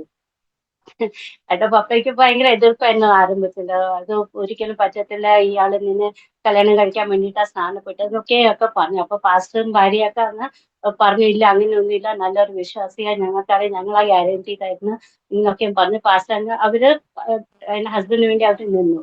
എന്റെ ഹസ്ബൻഡിന്റെ പേരൻസ് ഇല്ല, അവരൊക്കെ രണ്ടുപേരും ഇവരുടെ പുള്ളിക്കാരന്റെ ചെറുപ്പപ്രായത്തിൽ തന്നെ അവർ മരിച്ചുപോയി. പിന്നെ റിയൽ ബ്രദറും സിസ്റ്ററൊക്കെയും കൽക്കത്തയില്ല, ഇവിടെ കസിൻസേ ഉള്ളു. അപ്പൊ അതുകൊണ്ടാണ് ഈ പാസ്റ്റയും ഭാര്യയും വിളിച്ചുകൊണ്ട് വന്നത്. അപ്പൊ കുറെ ഇതൊക്കെ ഉണ്ടായി.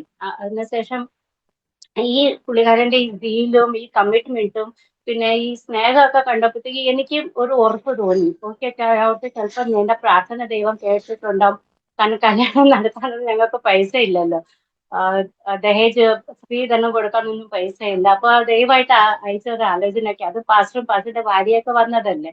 അന്ന് ഓർത്തിട്ട് ഞാനും പപ്പയുടെ പറഞ്ഞു, എനിക്കും താല്പര്യമുണ്ട് പപ്പ, ഞാൻ ഇയാളേക്ക് കല്യാണം കഴിക്കത്തുള്ളൂ. അതിന് ഒത്തിരി ഒബ്ജക്ഷൻ ഒക്കെ, അതിന്റെയൊക്കെ മധ്യേ ഞങ്ങളുടെ കല്യാണമൊക്കെ കഴിഞ്ഞു. കല്യാണം കഴിഞ്ഞ് അങ്ങനെ ഞാൻ പിന്നെ ഒരു വർഷത്തിന് ശേഷം എന്റെ പേരൻസിനെ എന്റെ കൂടെ കൊണ്ടുവന്നു. അവർക്ക് വേറെ നോക്കാൻ ആരുമില്ല. അപ്പൊ ഞങ്ങളെല്ലാവരും 4 പേരും സന്തോഷമായിട്ട് അങ്ങനെ കഴിഞ്ഞു പോവുകയായിരുന്നു. അതിന് എനിക്ക് ദൈവം ഞങ്ങൾക്ക് 2 പെൺമക്കളെ ദാനമായി തന്നു. അനുഗ്രഹിക്കപ്പെട്ട പെൺമക്കളെ ദാനമായി തന്നു. അങ്ങനെ വലിയ അനുഗ്രഹത്തോടെ പൊയ്ക്കായിരുന്നു. എന്റെ ഫസ്റ്റ് പ്രഗ്നൻസിയിൽ ഞാൻ പ്രഗ്നന്റ് ആയപ്പോഴേ തന്നെ ഞാൻ നമ്മുടെ ബൈബിൾ പ്രകാരം, ബൈബിളിന്റെ നിയമപ്രകാരം ആദ്യ കൊല്ലം യഹോവയ്ക്ക് ഉള്ളത് അത് ഞാൻ വായിച്ചിട്ടുണ്ടായിരുന്നു, അത് വിശ്വസിക്കാൻ. അപ്പോൾ ഞാൻ പറഞ്ഞു, ദൈവമേ, ഇത് ആൺകൊച്ചായിരുന്നാലും പെൺകൊച്ചായിരുന്നാലും ഇത് എനിക്കുള്ളതാണ്, ഇത് നിന്റെ ഓഹരിയാണ്, നിന്റെ അവകാശമാണ്, നിന്റെ വേലയ്ക്കായിട്ട് ഞാൻ സംർപ്പിക്കും എന്ന് പറഞ്ഞ് ഞാൻ ദൈവത്തോട് പ്രഗ്നന്റ് ആയ സമയം മുതൽ ഞാൻ പ്രാർത്ഥിക്കുമായിരുന്നു. അങ്ങനെ ഡെലിവറിയുടെ സമയമായി. ഞാൻ നാട്ടിലായിരുന്നു, എന്റെ ചേച്ചിയുടെ അടുത്തായിരുന്നു പോയത് ഡെലിവറിക്ക് വേണ്ടി. അപ്പൊ ഡെലിവറിയുടെ സമയമായ ഹോസ്പിറ്റലിൽ ഞാൻ ലേബർ റൂമിൽ കിടക്കുകയായിരുന്നു. അപ്പൊ നോർമൽ ഡെലിവറിയാ, പക്ഷെ കൊച്ചു പുറത്തോട്ട് വരാൻ പറ്റുന്നില്ല. അപ്പൊ ഒരു രാവിലെ 4-4:30 സമയമായിരുന്നു. ഡോക്ടേഴ്സ് ആരും ഇല്ല, സിസ്റ്റേഴ്സേ ഉള്ളു അവിടെ. അപ്പോഴേ അങ്ങനെ ഇരുന്നപ്പോഴ് ഈ കൊച്ചു പുറത്തോട്ട് വരുന്നില്ല. കോംപ്ലിക്കേഷൻസ് ഉണ്ട്, എനിക്കൊന്നും അറിയത്തില്ല. ഞാനങ്ങ് വേദനയിൽ കണ്ണുത്തിരി അങ്ങ് ആ, കരയായിരുന്നു. അപ്പോഴേ അവിടുത്തെ സിസ്റ്റേഴ്സ്മാർക്ക് ഒന്നും ചെയ്യാൻ ഒരു ഐഡിയയും കിട്ടുന്നില്ല, എന്താ ചെയ്യുന്നതെന്ന് അറിയത്തില്ല. അവര് എന്ത് ചെയ്ത്, ആക്ച്വലി എന്തായി സംഭവിച്ചതെന്ന് അറിയാമോ, ഈ അംബ്ലിക്കൽ കോഡ് ഉണ്ടല്ലോ കൊച്ചിന് ചുറ്റി അങ്ങ് ട്വിസ്റ്റ് ആയി കിടക്കുക, അതിന്റെ നെക്കിലും വയറ്റിലും കാലിലേക്ക് അങ്ങനെ ട്വിസ്റ്റ് ആയി കിടക്കുക, ചുറ്റി കിടക്കുകയായിരുന്നു. അപ്പൊ സിസ്റ്റേഴ്സിനോ അറിയത്തില്ലെന്ന് എന്താ ചെയ്യുന്നതെന്ന്. അവർക്ക് സഡൻലി ഓർമ്മ വന്ന് അതിന്റെ ഹോസ്പിറ്റലിൽ ഒരു ലേഡി ഗൈനക് ഒരു വിസിറ്ററിനായിട്ട് വന്ന ഡോക്ടർ അവിടെ പാർക്ക് ചെയ്യുന്നു അവർക്ക് ഓർമ്മ വന്നു. അങ്ങനെ ഇമ്മീഡിയറ്റ്ലി പോയി അവരെ വിളിച്ചുകൊണ്ട് വന്ന് അവര് ആവശ്യമുള്ള കാര്യങ്ങളൊക്കെ ചെയ്തായിരുന്നത് നോർമൽ ഡെലിവറി. അപ്പൊ ഈ കുഞ്ഞിനെ എന്റെ അമ്മയുടെ കയ്യിൽ കൊടുക്കുന്ന സമയത്ത് ആ ഡോക്ടർ പറഞ്ഞു, this is a miracle child, ഒരു അത്ഭുത ചൈൽഡാണ് ഇത്. ഈ കൊച്ചിന് ഇത് ദൈവം നിങ്ങൾക്ക് ദാനമായി തന്ന ഒരു കൊച്ചു. ഡോക്ടർ ഒരു ഹിന്ദു ആണ്. എന്നിട്ട് അവര് ഈ വാക്കുകളാണ് പറഞ്ഞത്, എന്നെ എങ്ങനെയുണ്ടോ നിങ്ങളുടെ ദൈവം നിങ്ങൾ പ്രാർത്ഥിക്കുന്ന ഫലമായിരിക്കണം എന്നെ ആ സമയത്ത് അവിടെ കൊണ്ടുവന്ന്, ഇല്ലായിരുന്നെങ്കിൽ ഈ കുഞ്ഞിനെ നിങ്ങൾക്ക് കിട്ടത്തില്ലായിരുന്നു. അങ്ങനെ പറഞ്ഞു. അപ്പൊ ഞങ്ങൾ ഒത്തിരി പ്രാർത്ഥിച്ച് ദൈവത്തെ ഒത്തിരി സ്തുതിച്ച് ഒരു ദാനമായി കിട്ടിയ എളുപ്പമായിരുന്നു. അങ്ങനെ കൊച്ചു വളർന്നു. ഒരു 2.5-3 വയസ്സായപ്പോഴത്തേക്ക് സാധാരണ ആ സമയം തൊട്ടേ ഇവളെ ഭയങ്കര നോക്കാറുണ്ട്, കാരണം ഞാൻ ദൈവത്തിന് വേണ്ടി അവളെ സമർപ്പിച്ചതായിരുന്നല്ലോ. അമ്മ ഇവളെയും കൊണ്ട് നഴ്സറിയിലോട്ട് പോകുന്ന വഴിക്ക് ഒരു ഓട്ടോക്കാരൻ ഇവളെ കിഡ്നാപ്പ് ചെയ്യാനായിട്ട് ശ്രമിച്ചു. കാരണം ഇവള് കുഞ്ഞായിരുന്നു, ഓടിച്ചാടിക്ക് ഒരു ഓട്ടോയിൽ ഇരുന്ന ഓട്ടോക്കാരൻ ഡ്രൈവ് ചെയ്യാൻ സ്റ്റാർട്ട് ചെയ്തു. എന്റെ അമ്മ ആണെങ്കിൽ വയസ്സായതാണ്, അപ്പൊ ഓടിക്കയറാൻ പറ്റിയില്ല. ആ ഓട്ടോ ഡ്രൈവർ ഒന്ന് പോകാൻ തുടങ്ങി. കുറെ ദൂരം അങ്ങ് പോയി. നിലവിളിയായിരുന്നു. അപ്പൊ അമ്മയുടെ കരച്ചിൽ കേട്ട് ഒരാൾ അവിടെ ഉടനെ സൈക്കിൾ എടുത്തിട്ട് ആ ഓട്ടോയുടെ പിന്നാലെ പോയി അതിനെ കുഞ്ഞിനെ രക്ഷിച്ചുകൊണ്ട് വന്നു. ആ സമയത്തും ദൈവത്തിന്റെ ദൂതനെ അയച്ച് എന്റെ കുഞ്ഞിനെ രക്ഷിച്ചു. അപ്പൊ ഇങ്ങനെ പല സംഭവങ്ങൾ അവളുടെ ജീവിതത്തിൽ നടന്നു, അവളെ ലോകത്തിൽ നിന്ന് മാറ്റാൻ വേണ്ടിയിട്ട്. അതൊക്കെ ദൈവത്തിന്റെ കൃപ ഉണ്ടായിരുന്നു. അങ്ങനെ അവള് വളർന്നു വരുന്നു. ഞാൻ ഒരു ആഗ്രഹം എന്റെ ഹൃദയത്തിൽ ഉണ്ടായിരുന്നു, ഇതില് ഒരു ഇവളെ മാത്രമല്ല, അപ്പോഴത്തേക്ക് എനിക്ക് രണ്ടാമത്തെ മോളും ഞാൻ പരിചയിച്ചു. അപ്പൊ രണ്ടുപേരെയും കുറിച്ച് എനിക്ക് വലിയ ഒരു ആഗ്രഹമായിരുന്നു. ദൈവമേ, ഇവരിൽ ഒരാളെങ്കിലും ഡോക്ടർ ആകണം, അല്ലെന്നുണ്ടെങ്കിൽ IAS ഓഫീസർ ആകണം, അതിലൂടെ ദൈവവേലയും ചെയ്യണം അവർ. അങ്ങനെ ഒരു ആഗ്രഹം എനിക്ക് ഉണ്ടായിരുന്നു. അതിനെക്കുറിച്ച് ഞാൻ പ്രാർത്ഥിക്കുകയും ചെയ്യുന്നു. അങ്ങനെ ഇരുന്നപ്പോ ഇവള് വളർന്നു, കോളേജിലൊക്കെ പോയി 12th ഒക്കെ കഴിഞ്ഞപ്പോഴത്തേക്കും എനിക്ക് BDS പഠിച്ച ഡെന്റിസ്റ്റ് ആകണമെന്ന് വന്നു. അപ്പൊ ലോകത്ത് ദൈവം എന്റെ പ്രാർത്ഥന കേട്ടല്ലോ. അങ്ങനെ അവള് ഒരു ഡോക്ടർ ആകാൻ വേണ്ടിയിട്ട് ആഗ്രഹിച്ചല്ലോ. പക്ഷെ പൈസ ഇല്ലായിരുന്നു, കാരണം ഞങ്ങൾ രണ്ടുപേർക്കും ജോലി ഉണ്ടായിരുന്നു. ജാസ്തിനാണെങ്കിൽ ആവറേജ് സാലറിയോ വലിയ ഹൈ പൊസിഷൻ ഒന്നും ഇല്ല, ആവറേജ് സാലറിയാ. എനിക്കാണെങ്കിൽ ജോലി ഉണ്ടായിരുന്നു, വലിയ ഹൈ സാലറി ഒന്നും ഇല്ലായിരുന്നു. അപ്പോഴ് പൈസ ഞങ്ങൾ അങ്ങനെ സേവ് ചെയ്തിട്ടില്ലായിരുന്നു. അപ്പോഴും ഞാൻ ഓർത്ത് കഴിഞ്ഞാൽ പൈസ ഇല്ല, എന്ത് ചെയ്യാനാ. പക്ഷെ നീ തുറന്ന വഴിയാണെങ്കിൽ, ഇത് നിന്റെ ആഗ്രഹമാണെങ്കിൽ നീ അതിന് ഒരു വഴി തുറക്കണം എന്ന് പറഞ്ഞ് ഞങ്ങൾ പ്രാർത്ഥിച്ചു. അപ്പോഴ് അങ്ങനെ ഇരിക്കെ അവൾക്ക് ബാംഗ്ലൂരിൽ രാജീവ് ഗാന്ധി കോളേജിൽ അവൾക്ക് അഡ്മിഷൻ ലഭിച്ചു. ഒരു 4 വർഷത്തെ കോഴ്സ് ആയിരുന്നു, അഡ്മിഷൻ ലഭിച്ചു. അങ്ങനെ അവൾ അവിടെ പഠിച്ചുകൊണ്ടിരിക്കുകയായിരുന്നു. ഓരോരോ വർഷം സിസ്റ്റർ ഞങ്ങള് ഫീസ് നിറയ്ക്കുന്ന സമയമാകുമ്പോഴത്തേക്കുണ്ടല്ലോ, ഞങ്ങൾ അങ്ങ് ദൈവത്തോട് പ്രാർത്ഥിക്കും. ഞങ്ങൾ കടം മേടിക്കത്തില്ല. ഞാൻ ഈ സ്നാനപ്പെട്ട് വന്ന ആ സമയത്ത് ഞാൻ ഒരു തീരുമാനം എടുത്തിട്ടുണ്ടായിരുന്നു, ദൈവം ഞാൻ കടം മേടിക്കത്തില്ല, എനിക്ക് തിരിച്ചു കൊടുക്കാൻ പ്രാപ്തി ഇല്ലാത്തത് ഇല്ലെങ്കിൽ ഞാൻ കടം മേടിക്കത്തില്ല. പിന്നെ ഒരു അഡ്ജസ്റ്റ്മെന്റിന് വേണ്ടിയിട്ട് മേടിച്ചിരിക്കും, അത് കാര്യം വേറെ. പക്ഷെ പണം ഇല്ല, എനിക്ക് കൊടുക്കാൻ പോലും കഴിവില്ല, എന്നിട്ട് ഞാൻ അങ്ങനെ കടം മേടിക്കത്തില്ല, അതിന് മേടിക്കാൻ ഞാൻ അനുവദിക്കല്ലെന്ന് ഞാൻ പ്രാർത്ഥിക്കുമായിരുന്നു. അപ്പൊ ഇവളുടെ ഈ കാര്യം വന്നപ്പോഴും ഞാൻ ദൈവത്തോട് പ്രാർത്ഥിച്ചത്, ദൈവമേ കടം മേടിക്കാതെ നീ ഇവളെ പഠിപ്പിക്കണം, ഇവളുടെ ഫീസിന്റെ ഒക്കെ എല്ലാ കാര്യവും നീ അറേഞ്ച് ചെയ്യണമെന്ന് ഞാൻ പ്രാർത്ഥിക്കുമായിരുന്നു. അങ്ങനെ ഓരോരോ വർഷം ദൈവം അത്ഭുതകരമായിട്ട് ഞങ്ങൾക്ക് വഴി തുറന്നു തരായിരുന്നു. ഒരു ഇൻസിഡന്റ് എന്ന് വെച്ചാൽ, ഇവള് സെക്കൻഡ് ഇയറിൽ പഠിച്ചുകൊണ്ടിരുന്നപ്പോഴും ഞങ്ങൾക്ക് 70,000 റുപ്പീസിന്റെ ഷോർട്ടേജ് വന്നു. 70,000 റുപ്പീസ് ഷോർട്ടേജ് വന്ന എൻ്റെ ഫൈനൽ ഡേറ്റ് അപ്രോച്ച് ആവുകയാണ്. ഫൈനൽ ഡേറ്റിൽ പൈസ നടത്തില്ലെങ്കിൽ പിന്നെ പെനാൽറ്റി ആണ്, പെർ ഡേ 100 റുപ്പീസ് അങ്ങനെ എന്തോ പെനാൽറ്റി ആയിരുന്നു. അപ്പൊ ഞങ്ങള് 3 പേര്, ഹസ്ബൻഡ് ഞാൻ റേറ്റ് ചെയ്യും, ഞങ്ങൾ 3 പേരും കൂടെ പ്രാർത്ഥിച്ചു, ദൈവമേ നീ ഞങ്ങൾക്കൊരു വഴി തുറക്കണം, ഞങ്ങൾക്ക് ആരോടും കടം മേടിക്കണ്ട, നീ വഴി തുറക്കണം. അപ്പൊ ഞങ്ങൾ കൈ കോർത്ത് ഇന്ന് പ്രാർത്ഥിച്ചു. ഞങ്ങൾ പ്രാർത്ഥിച്ചുകൊണ്ടിരുന്നപ്പോൾ സഡൻലി ദാസിന്റെ ചേട്ടന്റെ ഫോൺ വന്നു കൽക്കത്തയിൽ നിന്ന്, നാട്ടിൽ നിന്ന്. അപ്പോൾ ഞങ്ങൾ ഈ പ്രോബ്ലം ആരോടും പറഞ്ഞിട്ടില്ല, എന്നെ ദൈവത്തോട് മാത്രമേ ഞങ്ങൾ പറഞ്ഞ് പ്രാർത്ഥിക്കുകയുള്ളൂ. ഉടനെ ഫോൺ വന്നു. ഫോണിലൂടെ സംസാരിച്ചിട്ട് കുറച്ച് അല്പം കഴിഞ്ഞിട്ട് പറയാണ്, ദാസിനോട് പറയാണ്, നിന്റെ മോൾക്ക് വേണ്ടി വല്ലതും ചെയ്യണമെന്ന് എനിക്ക് ഭയങ്കര ആഗ്രഹമാണ്. അപ്പൊ ഞാൻ എന്താ ചെയ്യേണ്ടത്? അപ്പൊ ദാസ് പറഞ്ഞു, നിങ്ങളുടെ മോൾ പോലെ തന്നെയല്ല, നിങ്ങൾക്ക് ഇഷ്ടമുള്ളത് നിങ്ങൾ ചെയ്യും, ഞാനൊന്നും പറയത്തില്ലെന്ന് പറഞ്ഞു. അപ്പൊ പറഞ്ഞു, എൻ്റെ കയ്യിൽ 70,000 rupees ഉണ്ട്, അത് അവൾക്ക് കൊടുക്കണമെന്ന് എനിക്ക് ആഗ്രഹം, അവളുടെ പഠിത്തത്തിനായിട്ട് അത് കൊടുക്കണമെന്ന് എനിക്ക് വലിയ ആഗ്രഹം. ഞങ്ങള് ദൈവത്തെ ഒത്തിരി ഷോക്ഡ് ആയിപ്പോ, ദൈവം ഇത്രയും വേഗം നീ പ്രാർത്ഥന കേൾക്കും. കാരണം പ്രാർത്ഥിച്ചുകൊണ്ട് ഇരുന്ന സമയത്തായിരുന്നു ഇങ്ങനെ ഒരു ഫോൺ കോൾ വന്നു. ഒത്തിരി ഞങ്ങൾ ദൈവത്തെ സ്തുതിച്ചു, ഒത്തിരി സ്തുതിച്ചു. കാരണം അത്രയും എമൗണ്ട് ഞങ്ങൾക്ക് ഷോർട്ടേജ് ആയിരുന്നു. അത് ബിഫോർ ഡ്യൂ ഡേറ്റ് അത് നിറയ്ക്കാൻ ദൈവം ഇടയാക്കി. അത് വലിയൊരു അത്ഭുതം ഞങ്ങളുടെ ജീവിതത്തിൽ ഉണ്ടായി. അതിനുശേഷം പിറ്റേ വർഷം ആയപ്പോഴത്തേക്ക് അതേപോലെ ഒരു ചെറിയൊരു ഷോർട്ടേജ് വന്നു, ചെറിയ എമൗണ്ടിന്റെ ഷോർട്ടേജ് വന്നു. അപ്പോഴും ഞങ്ങൾ ദൈവസന്നിധിയിൽ പ്രാർത്ഥിച്ചു, ദൈവം വഴി ഒരുക്കണമെന്ന്. അപ്പോഴത്തേക്ക് എന്തായി, എനിക്ക് LIC ഓഫീസിൽ നിന്ന് ഒരു ലെറ്റർ വന്നു, നിങ്ങളുടെ പോളിസി മെച്ചുവറായി കിടക്കുകയാണെന്ന് പറഞ്ഞത്. ഞാൻ ആ പോളിസിയെ കുറിച്ച് അങ്ങ് മറന്നുപോയി. എനിക്ക് ഒട്ടും ഓർമ്മയില്ല എന്ന പോളിസി എപ്പോഴാന്തോ ഞാൻ അതിന്റെ പ്രീമിയംസ് ഒക്കെ നിറച്ചു, അത് മറന്നുപോയിരുന്നു. എനിക്ക് ഒട്ടും ഓർമ്മയില്ലായിരുന്നു. അപ്പോഴും ഈ തക്ക സമയത്ത് ദൈവം ഒരിക്കലും ഒരു കാര്യം മറക്കാത്ത ദൈവമാണ്. അതാണ് ഞാൻ നേരത്തെ പറഞ്ഞത്, ദൈവം ആർക്കും കടക്കാരെന്നല്ല. അപ്പൊ ഈ അത്ഭുതമായിട്ട് അതേ സമയത്ത് ആ പോളിസി മെച്ചുവേർഡ് ആകാൻ അവളുടെ ഫീസ് തക്ക സമയത്ത് നടക്കാനൊക്കെ ദൈവം ദൈവത്തെ ഒത്തിരി സ്തുതിച്ചു. അതേപോലെ അവളുടെ കാര്യമാണെങ്കിൽ പുസ്തകങ്ങൾ മേടിക്കാൻ ഞങ്ങൾക്ക് കാശില്ല, ഒത്തിരി എക്സ്പെൻസീവ് വരുന്ന ബുക്സ് ഒക്കെ. അവള് ഫ്രണ്ട്സിന്റെ നോട്ട്സ് ഒക്കെ എടുത്ത് ജെറോക്സ് കോപ്പി ചെയ്തിട്ടായിരുന്നു അവള് പഠിച്ചത്. അവിടെയും ദൈവം അവളെ മാനിച്ചു. കാരണം അവളുടെ ഫ്രണ്ട്സിന്റെ ഇടയ്ക്ക് വെച്ച് അവള് എപ്പോഴും ടോപ്പ് ആകുന്നു, നല്ല മാർക്കോടും കൂടെ ജയിക്കാനും ഫസ്റ്റ് അറ്റംപ്റ്റ് BDS ക്ലിയർ ചെയ്യാൻ ദൈവം അവളെ സഹായിച്ചു. അവൾക്ക് ഒരിക്കലും ഒരു എക്സ്ട്രാ ഇയർ റിപ്പീറ്റ് ചെയ്യേണ്ടി വന്നിട്ടില്ലായിരുന്നു. അവളുടെ ഫ്രണ്ട്സിനൊക്കെയും ചെയ്യേണ്ടി വന്നു, പക്ഷെ അവൾക്ക് അത് ഒരിക്കലും വന്നു. അങ്ങനെ ദൈവം അത്ഭുതമായിട്ട് അവളെ നടത്തി.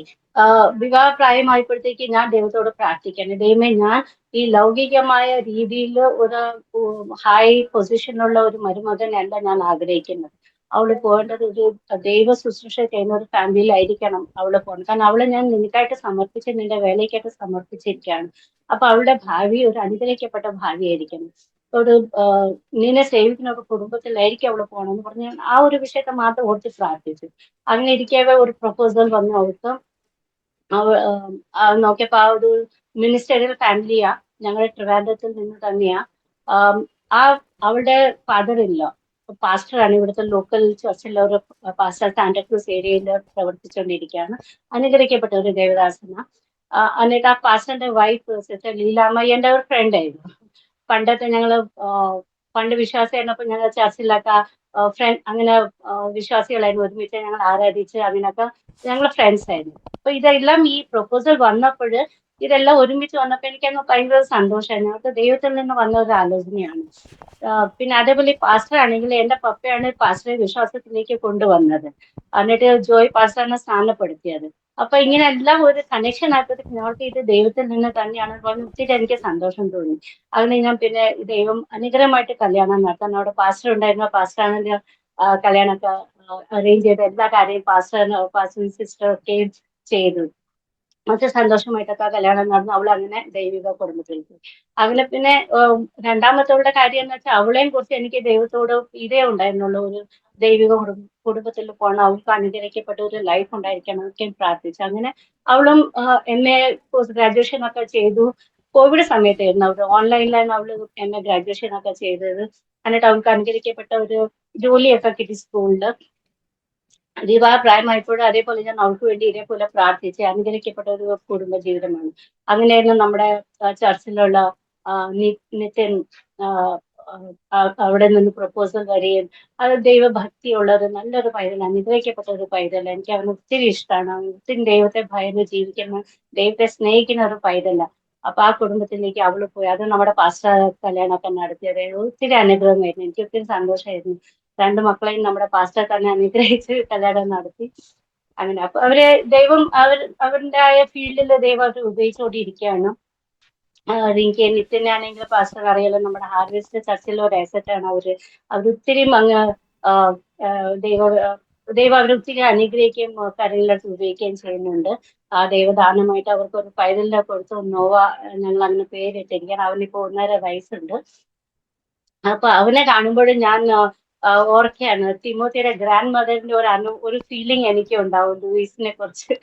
തിമോത്തി അങ്ങനെ ആയിരുന്നല്ലോ, അവന്റെ മമ്മി അവന്റെ ഗ്രാൻഡ് പാരന്റ്സ് എല്ലാം ഗ്രാൻഡ് മദർ എല്ലാം ദൈവം ഇതിലായിരുന്നു. അപ്പൊ അവനെ കാണുമ്പോഴൊക്കെ എനിക്ക് ആ ഒരു ഫീലിംഗ്, ഇവന് എന്റെ തിമോത്തിയാണ്, ഞാൻ അവന്റെ ലൂയി ഗ്രാൻഡ് മദർ ആണ് എന്നുള്ളൊരു ഫീലിങ്ങും എനിക്ക് അങ്ങ് ഒത്തിരി ഒരു പ്രൗഡ് ഫീൽ ആകുക.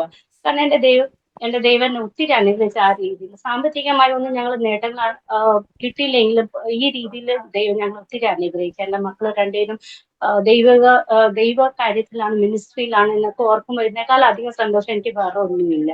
അപ്പൊ അങ്ങനെ ഇരിക്കുകയാണ്. ഞാൻ ഹസ്ബൻഡിനെ കുറിച്ച് പറയുകയാണെങ്കിൽ, ഞങ്ങള് ഗോരിഗാവില് താമസിച്ചുകൊണ്ടിരുന്നപ്പോഴും കല്യാണം കഴിഞ്ഞ ആ സമയത്തൊക്കെ നല്ല ഭക്തിയിലും നല്ല ഇതിലൊക്കെ ആയിരുന്നു. ഒരുമിച്ച് പ്രാർത്ഥനയ്ക്ക് പോവുകയും വരികയൊക്കെയും ചെയ്യുന്നു. എല്ലാം നല്ല രീതിയിൽ സന്തോഷമായിട്ട് പോവുകയായിരുന്നു. പിന്നെ ഒരു 5-6 വർഷം കഴിഞ്ഞപ്പോഴത്തേക്ക് അവിടെ ആ ഗോരേഗാവ് ഏരിയയിലുണ്ടല്ലോ കുറെ ബംഗാളീസ് വന്ന് പാർക്കാൻ തുടങ്ങി. പാർക്കാൻ തുടങ്ങിയപ്പോൾ പുള്ളിക്കാരൻ അവരായിട്ട് ഒരു റിലേഷൻഷിപ്പ് ഉണ്ടായി, അവരായിട്ടൊക്കെ കോണ്ടാക്ട്സ് ഉണ്ടായി. പിന്നെ ഒരു വലിയൊരു ഗ്യാങ് അവരുടെ ഉണ്ട്, ഒരു വലിയൊരു ഗ്രൂപ്പ് ഉണ്ട്. ആ ഗ്രൂപ്പിന്റെ ലീഡറായി മാറി. പിന്നെ മെല്ലെ മെല്ലെ പതിയെ പതിയെ ചർച്ചിൽ നിന്നൊക്കെ പിന്മാറാൻ തുടങ്ങി, വിശ്വാസത്തിൽ നിന്ന് പിന്മാറാൻ തുടങ്ങി. ഐഡൽ വർഷിപ്പിലോട്ട് പോയി. അവരുടെയൊക്കെ പൂജാ സമയത്തൊക്കെ ഭയങ്കര ഒരു ലീഡറായിട്ട് മുൻ സിസ്റ്ററെ, ഈ സ്ഥാനമൊക്കെ എടുത്ത് എല്ലാ. ഗ്രൂപ്പ് ഉണ്ടാക്കിയെന്ന് പറഞ്ഞാലേ അവരങ്ങനെ ഉം. ബംഗാളികളുടെ അസോസിയേഷൻ പോലോ എന്തുവായിരുന്നു അവരുടെ ഫങ്ഷനിങ് എന്തുവായിരുന്നു അതെ അവർ? അതെ അതെ അതെ, അങ്ങനെ തന്നെയായിരുന്നു ബസ്. എല്ലാ ബംഗാളീസ് കൂടെ ചേർന്നിട്ട് അവിടെ ഒരു അസോസിയേഷൻ ഉണ്ടാക്കി.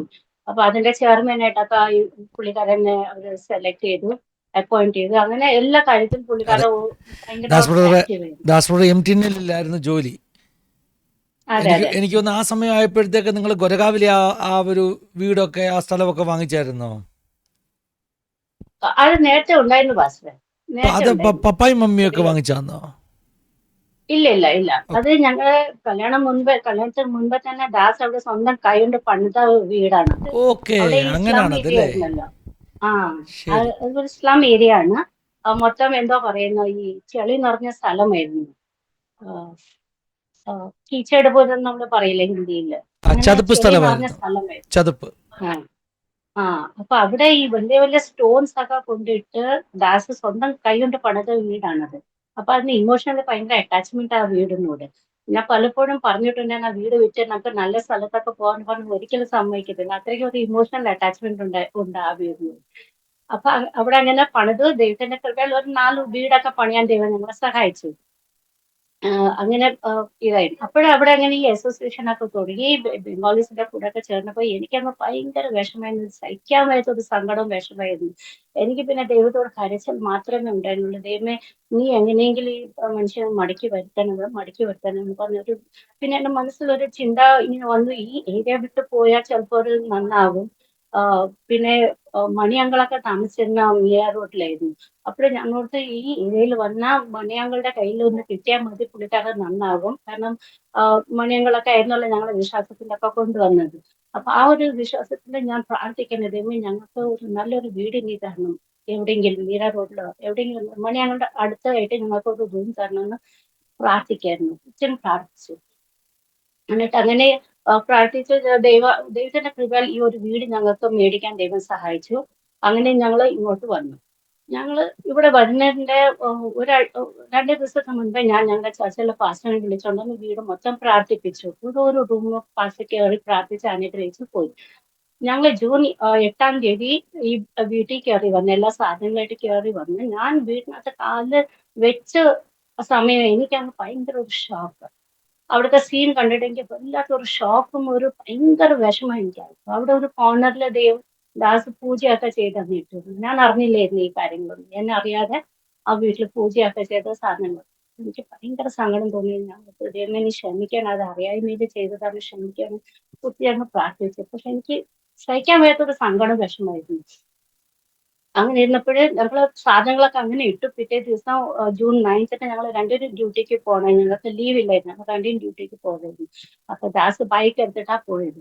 ബൈക്ക് കൊണ്ടുപോയി നാഷണൽ ഹൈവേയുടെ അവിടെ വരെ എത്തിയപ്പോഴത്തേക്ക് വലിയൊരു ആക്സിഡന്റ് സംഭവിച്ചു. ബാക്കിൽ നിന്ന് ഒരു ടാക്സി വന്ന് ഇടിക്കുകയും അത് റിവേഴ്സ് ഡിറക്ഷനിൽ സ്കിഡായി. അങ്ങനെ ഒരു അവിടെ സൈഡിലൊക്കെ ചെറിയ ഫോൾസ് ഉണ്ടാവുമല്ലോ, ചെറിയ ചെറിയ ഫോൾസുകൾ, അത് വന്ന് തലയിൽ ഇടിക്കുകയും കയ്യിൽ ഇടിക്കുകയും കൈ ഫ്രാക്ചർ ആകുകയൊക്കെ ചെയ്തു. അങ്ങനെ ഹോസ്പിറ്റലിൽ 1 മാസത്തോളം അവിടെ കടന്നു. അത് വലിയൊരു അത്ഭുതമായിരുന്നു. ദൈവം അവിടെ നിന്ന് വിടുവിച്ചത് വലിയൊരു അത്ഭുതമായിരുന്നു. കാരണം ഇങ്ങനെ മെയിൻ റോഡ് ഹൈവേയിൽ ഇങ്ങനെ ആക്സിഡന്റ് ആയി കിടക്കുന്നു, ഞങ്ങൾ ആരും അറിയത്തില്ലായിരുന്നു. പക്ഷെ എന്തോ അന്ന് ദാസിന്റെ പിന്നാലെ ദാസിന്റെ 2 ഫ്രണ്ട്സ് വരികയായിരുന്നു ഓട്ടോയില്. അവര് ദാസിനെ കണ്ട് ബൈക്കിൽ പോകുന്നതായിട്ട്. കുറെ മുന്നോട്ട് പോയതിനു ശേഷം ഈ ആക്സിഡന്റ് അവര് കണ്ടത്. അവര് ഓട്ടോ നിർത്തിയിട്ട് നോക്കി ആരാണ് എന്താണെന്ന് നോക്കിയപ്പോ ആര് ये तो अपना ദാസ് ഭായ് है എന്നും പറഞ്ഞിട്ട് അവരാണ് തൂക്കിക്കൊണ്ട് ഹോസ്പിറ്റലിൽ പോവുകയും പിന്നെ എന്നെ കോൺടാക്ട് ചെയ്യാൻ എന്നെ അറിയിക്കുകയൊക്കെ ചെയ്തു. അവിടെയും ദൈവം എന്തോ ഒരു അത്ഭുതം പ്രവർത്തിക്കും. ഇങ്ങനെ ആണെങ്കിൽ നമ്മൾ അറിയാതെ പോവുമായിരുന്നല്ലോ. അവിടെ 1 മാസത്തോളം കഴിഞ്ഞു. ഞാൻ ഓർത്തു ഇത് ദൈവത്തിൽ നിന്ന് കിട്ടിയ ഒരു ശിക്ഷയാണെന്ന് ഞാൻ വിചാരിച്ചു. ഞാൻ ഓർത്തു അറ്റ്ലീസ്റ്റ് ഇപ്പോഴെങ്കിലും ഒരു ഇമ്പ്രൂവ്മെന്റ് ഉണ്ടാവും എന്ന് വിചാരിച്ചു. പക്ഷെ ഒരു ഇമ്പ്രൂവ്മെന്റ് ഇല്ലായിരുന്നു. കുറെ കൂടെ വേഴ്സ് ആയി. തിരിച്ച് ഹോസ്പിറ്റലിൽ നിന്ന് ഡിസ്ചാർജ് ആയി വീട്ടിൽ വന്ന ശേഷം പുള്ളിക്കാരൻ പ്രാർത്ഥനയ്ക്ക് വരത്തില്ല. വീട്ടിനകത്ത് അതിന്റെ പൂജയും കാര്യങ്ങളൊക്കെ തുടങ്ങി.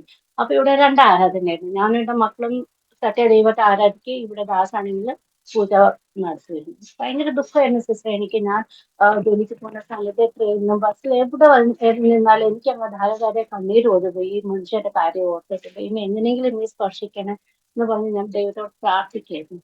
അങ്ങനെ ഇരിക്കവേ നമ്മുടെ മണി അങ്കിൾ ഒരു ദിവസം ഞങ്ങളുടെ വീട്ടിൽ കടന്നു വരാൻ ഇടയായി തീർന്നു. വന്നപ്പോ എന്നോട് കാര്യങ്ങളൊക്കെ ചോദിച്ചു. ഞാൻ പറഞ്ഞു കാരണം എൻ്റെ ഒരു സ്പിരിച്വൽ ഫാദറാണ് മണി അങ്കിൾ. അപ്പൊ ഞാൻ എല്ലാ കാര്യങ്ങളും അങ്ങ് തുറന്നു പറഞ്ഞത്. അങ്കിൾ ഇങ്ങനെയൊക്കെയാണ്, എനിക്ക് ഭയങ്കര വിഷമാണ്, എന്ത് ചെയ്യണമെന്ന് എനിക്ക് അറിയത്തില്ല. ഞങ്ങളുടെ ചർച്ചിൽ ആരും തന്നെ വന്നൊന്ന് ഉപദേശിക്കുകയോ ഒന്ന് നല്ല വഴി പറഞ്ഞു കൊടുക്കുകയോ ഒന്നും ചെയ്യുന്നില്ല. ആരും ഇല്ല വരാനായിട്ട്. എന്താ ചെയ്യേണ്ടതെന്ന് എനിക്കൊന്നും അറിയത്തില്ല. അപ്പൊ അങ്കിള് പറഞ്ഞു നീ വിഷമിക്കേണ്ട, നീ പ്രാർത്ഥിച്ചാൽ മതി. അപ്പൊ പിന്നെ അങ്കിള് റെഗുലർ ആയിട്ട് വീട്ടിൽ വരാൻ തുടങ്ങി. വീട്ടിൽ വന്ന് പ്രത്യേകിച്ച് സാറ്റർഡേ സൺഡേ റെഗുലർ ആയിട്ട് വരും. സാറ്റർഡേ വന്ന് പുള്ളിക്കാരനടുത്ത് കുറെ ഉപദേശങ്ങളൊക്കെ പറയും. എന്നിട്ട് പറയും ഞാൻ നാളെ വരുന്നുണ്ട്, നമുക്ക് ഒരുമിച്ച് പള്ളിയിൽ പോകണം. ഓക്കെ എന്നൊക്കെ പറയും. ഞായറാഴ്ച ആകുമ്പോഴത്തേക്ക് പുള്ളിക്കാരൻ മുങ്ങും. പക്ഷെ മണിയങ്കൾ വന്ന് ഇവിടെ കാത്തു കാത്തിരിക്കും. എനിക്കത് ഭയങ്കര വിഷമമുണ്ട്. 2-3 മാസം അത് അങ്ങനെ ചെയ്തു. പക്ഷെ മണിയങ്കൾ ഒരിക്കലും ഗിവ് അപ്പ് ചെയ്തില്ല. റെഗുലർ ആയിട്ട് വരും, ഉപദേശിക്കും, ഞായറാഴ്ചയും വരും, കാത്തിരിക്കും കുറെ നേരം, പിന്നെ പള്ളിയിൽ പോകും. അങ്ങനെ ഇരുന്നതിന് ഒരു ദിവസം എനിക്ക് ഒത്തിരി ദേഷ്യം വന്നു. ഞാൻ ഷൗട്ട് ചെയ്തു. ഞാൻ പറഞ്ഞു ഇത് എന്റെ സ്പിരിച്വൽ ഫാദറാണ്, നിങ്ങൾ ഇദ്ദേഹത്തെ ഇൻസൾട്ട് ചെയ്യാണ്, നിങ്ങൾ ഒരിക്കലും ചെയ്യരുത്. ഇയാള് നിങ്ങളുടെ നന്മയ്ക്കായിട്ടല്ലേ വരുന്നത്. അപ്പൊ ഒരു ദിവസം ഒന്ന് പോയി നോക്കിയാൽ എന്താ? പോയി ഇഷ്ടപ്പെടുന്നില്ല എങ്കിൽ പിന്നെ പോണ്ടെന്ന് ഞാൻ പറഞ്ഞു. ഓക്കെ ടീക്ക് ആൻഡ് മൈ ജാങ്കാന്ന് പറഞ്ഞ് പിറ്റേ ദിവസം അങ്കിൾ വന്നപ്പോ അങ്കളുടെ കൂടെ അങ്ങ് പോയി. അന്നത്തെ ദിവസം ദൈവം സ്പർശിച്ചു, ഹൃദയത്തെ തൊട്ട് ദൈവം. അങ്ങ് പിന്നെ അവിടെ പോയപ്പോഴത്തേക്ക് ഭയങ്കര സന്തോഷമായിരുന്നു. അവിടെ നമ്മുടെ ഭരത്രായ പാസ്റ്ററിന്റെ ചർച്ചിലായിരുന്നു ഇവർ പോയിക്കൊണ്ടിരുന്നത്, മണിയങ്കൾ. അപ്പൊ അവിടെ കൊണ്ടുപോയി. അവിടെ പോയപ്പോഴത്തേക്ക് ദൈവം സ്പർശിച്ചു. ദൈവം തൊട്ടപ്പോഴത്തേക്ക് പിന്നെ ഒരു വലിയൊരു ചേഞ്ച് വന്നു. ഒരു സഡൻ ചേഞ്ചാ വന്നത്. പിന്നെ അങ്ങ് ഭയങ്കര ഇഷ്ടമായിരുന്നു പള്ളിയിൽ പോകാനൊക്കെ. പിന്നെ മണി ഞങ്ങളെ കാത്തിരിക്കും. പിന്നെ മണികളുടെ പോലെ ആത്മഹത്യ മേ ആ ജാऊंगा അങ്ങനെ സ്വയമേ പോകും. പിന്നെ ഇവിടെ വന്നിട്ട് എൻ്റെ അടുത്ത് തർക്കം, ഹമാരെ ചർച്ച് തുമാരെ ചർച്ച് ബഹുത് അച്ഛാ ഹൈ എന്നൊക്കെ പറഞ്ഞ് എൻ്റെ അടുത്തൊക്കെ ഒത്തിരിയൊക്കെ തർക്കിക്കും. ഇതൊക്കെ ചെയ്യും. എനിക്ക് സന്തോഷം തോന്നി. ടീക്കെ നിങ്ങളുടെ ചർച്ച് നല്ലതാണ്, നല്ലത്, ഞാനും അങ്ങോട്ട് വരാം എന്നൊക്കെയും പറഞ്ഞു. പിന്നെ ഒരു 2-3 മാസത്തിന് ശേഷം ഞാനും പിള്ളേരൊക്കെ ഞങ്ങൾ ഒരുമിച്ച് അങ്ങ് ആരാധിക്കാൻ പോവുകയാണ്. ഒരു കുടുംബമായിട്ട് പോയപ്പോൾ വലിയ സന്തോഷം, വലിയ സമാധാനം ഒക്കെ ഞങ്ങളുടെ ജീവിതത്തിൽ മടങ്ങി വന്നു. ഞാൻ ദൈവത്തെ ഒത്തിരി ഒത്തിരി സ്തുതിച്ച് പ്രാർത്ഥന കേൾക്കുന്ന ദൈവം. നമ്മൾ ആത്മാർത്ഥമായിട്ട് എന്തെങ്കിലും ദൈവത്തോട് ചോദിച്ചാൽ ദൈവം തീർച്ചയായിട്ടും അത് നിവർത്തിച്ച് തരുന്ന ദൈവമാണ്. എനിക്കത് ഭയങ്കര സന്തോഷം തോന്നി.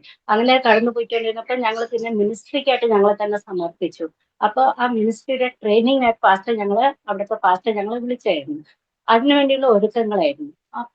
അപ്പോഴാണ് സഡൻലി ദാസിന് ഒരു പാരലിറ്റിക് സ്ട്രോക്ക് ഉണ്ടായി. BP ഹൈ ആയിട്ട് ഈ റൈറ്റ് സൈഡ് മൊത്തം അങ്ങ് ഓക്കെ സിസ്റ്റർ, paralytic. ഇടയ്ക്ക് ഞാനൊന്ന് ചോദിച്ചോട്ടെ, ദാസ് ബ്രദറിന് സ്ട്രോക്ക് ഉണ്ടാകുമ്പോൾ നമ്മുടെ ചർച്ചിൽ അല്ലായിരുന്നു അല്ലേ?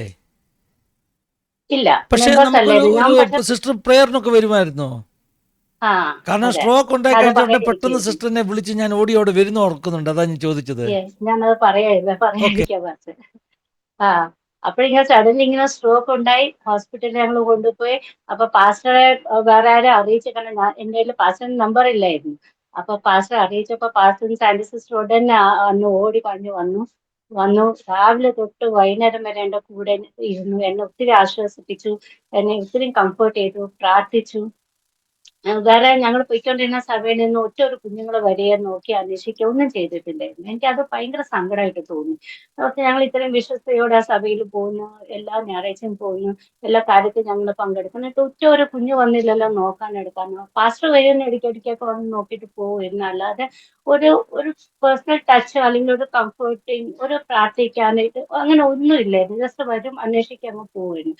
ഇതെന്നെ ഒത്തിരി മെന്റലി അഫക്ട് ചെയ്തു. അപ്പൊ ഞാൻ നോക്കിയപ്പോ ഇവിടെ ഞാൻ ഈ പാസ്റ്ററിന്റെ നമ്മുടെ ഫിന്നി പാസ്റ്റർ ചർച്ചിലെ മെമ്പർ പോലും അല്ല.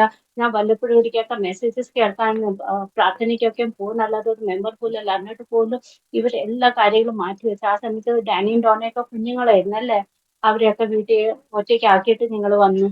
അതൊക്കെ കണ്ടപ്പോ എന്നെ ഒത്തിരി അങ്ങ് ദൈവസ്നേഹം ഇവിടെ എന്താണെന്ന് എനിക്ക് മനസ്സിലാക്കാൻ ദൈവം ഇടയാക്കി തന്നു. അപ്പോഴെനിക്ക് മനസ്സിലായി ദൈവസ്നേഹം ജസ്റ്റ് പറയുന്നതല്ല, അത് പ്രവൃത്തിയിൽ നമ്മൾ കാണിക്കണം. എനിക്കത് ഒത്തിരി എഫക്റ്റ് ആയി. അങ്ങനെ ഇരിക്കവേ അപ്പൊ എനിക്ക് ആ സമയത്ത് പാസ്റ്ററിന്റെയും സിസ്റ്ററിന്റെ ഒക്കെ ഒത്തിരി കംഫർട്ടിങ് വേർഡ്സും സഹായം എനിക്ക് ഒത്തിരി ബലപ്പെടുത്തി, എന്നെ ഒത്തിരി ബലപ്പെടുത്തി. പിന്നെ ഒറ്റയ്ക്ക് ഇരിക്കുന്ന സമയത്തൊക്കെ ഞാൻ ഒറ്റയല്ലായിരുന്നു. എനിക്ക് ഞാൻ യേശുവിടെ ആ എംബ്രേസ് ഉണ്ടല്ലോ, ആ ഒരു എംബ്രേസ്മെന്റ് അത് ഞാൻ അനുഭവിച്ചു. എന്നെ വന്നിങ്ങനെ കെട്ടിപ്പിടിച്ച് എന്നെ ആശ്വസിപ്പിക്കുന്നു, നീ ഒറ്റയ്ക്കല്ല, ഞാൻ ഉണ്ട് നിന്റെ കൂടെ, നീ പേടിക്കണ്ട. കാരണം ഞാൻ ഒറ്റയ്ക്കാണ് ആ സമയത്ത് എല്ലാം ഹാൻഡിൽ ചെയ്യേണ്ടത്. ഞാൻ എനിക്കൊരു കാര്യം പറയാൻ മറന്നുപോയി. ദാസിനെ കൂടെ ഹോസ്പിറ്റലിൽ ഞങ്ങൾ തുങ്ക ഹോസ്പിറ്റലിൽ കൊണ്ട് അഡ്മിറ്റ് ചെയ്തു. അപ്പോൾ ഡോക്ടർ ഒരു ഇഞ്ചക്ഷൻ കൊടുത്തായിരുന്നു. എന്നിട്ട് പറഞ്ഞു 72 hours ഈ ഇഞ്ചക്ഷൻ ഇഫക്റ്റീവ് ആവും എന്ന് പറഞ്ഞു. അഥവാ ഇഫക്റ്റ് ആയില്ലെങ്കിൽ 72 hours ഇഫക്റ്റീവ് ആയില്ലെങ്കിൽ പിന്നെ പുള്ളിക്കാരൻ എപ്പോഴും ഒരു വെജിറ്റേറ്റീവ് സ്റ്റേറ്റിലായിരിക്കും. അത് ജീവനോട് ഇരിക്കും മാത്രമേ ഉള്ളൂ, വേറെ ഒന്നും ചെയ്യാൻ പറ്റില്ല, ഒരു വെജിറ്റേറ്റീവ് സ്റ്റേറ്റ് ആയിരിക്കും എന്ന് ഡോക്ടർ പറഞ്ഞു. ഇത് നമ്മുടെ പാസ്റ്റർ പിന്നെ അതിനുവേണ്ടി പ്രാർത്ഥിച്ചു. എല്ലാ വിശ്വാസികളും അതിനുവേണ്ടി പ്രാർത്ഥിച്ചു. ആ പാസ്റ്ററിന്റെ ചർച്ചിൽ സകല വിശ്വാസികൾ കടന്നു വരികയും പ്രാർത്ഥിക്കുകയും അവരുടെ പേഴ്സണൽ പ്രേയറിൽ പ്രാർത്ഥിക്കുകയൊക്കെയും ചെയ്ത് ആ പ്രാർത്ഥനയുടെ ഫലമായിട്ട് വിതിൻ 48 hours ദാസ് അങ്ങ് റെസ്പോണ്ട് ചെയ്യാൻ തുടങ്ങി.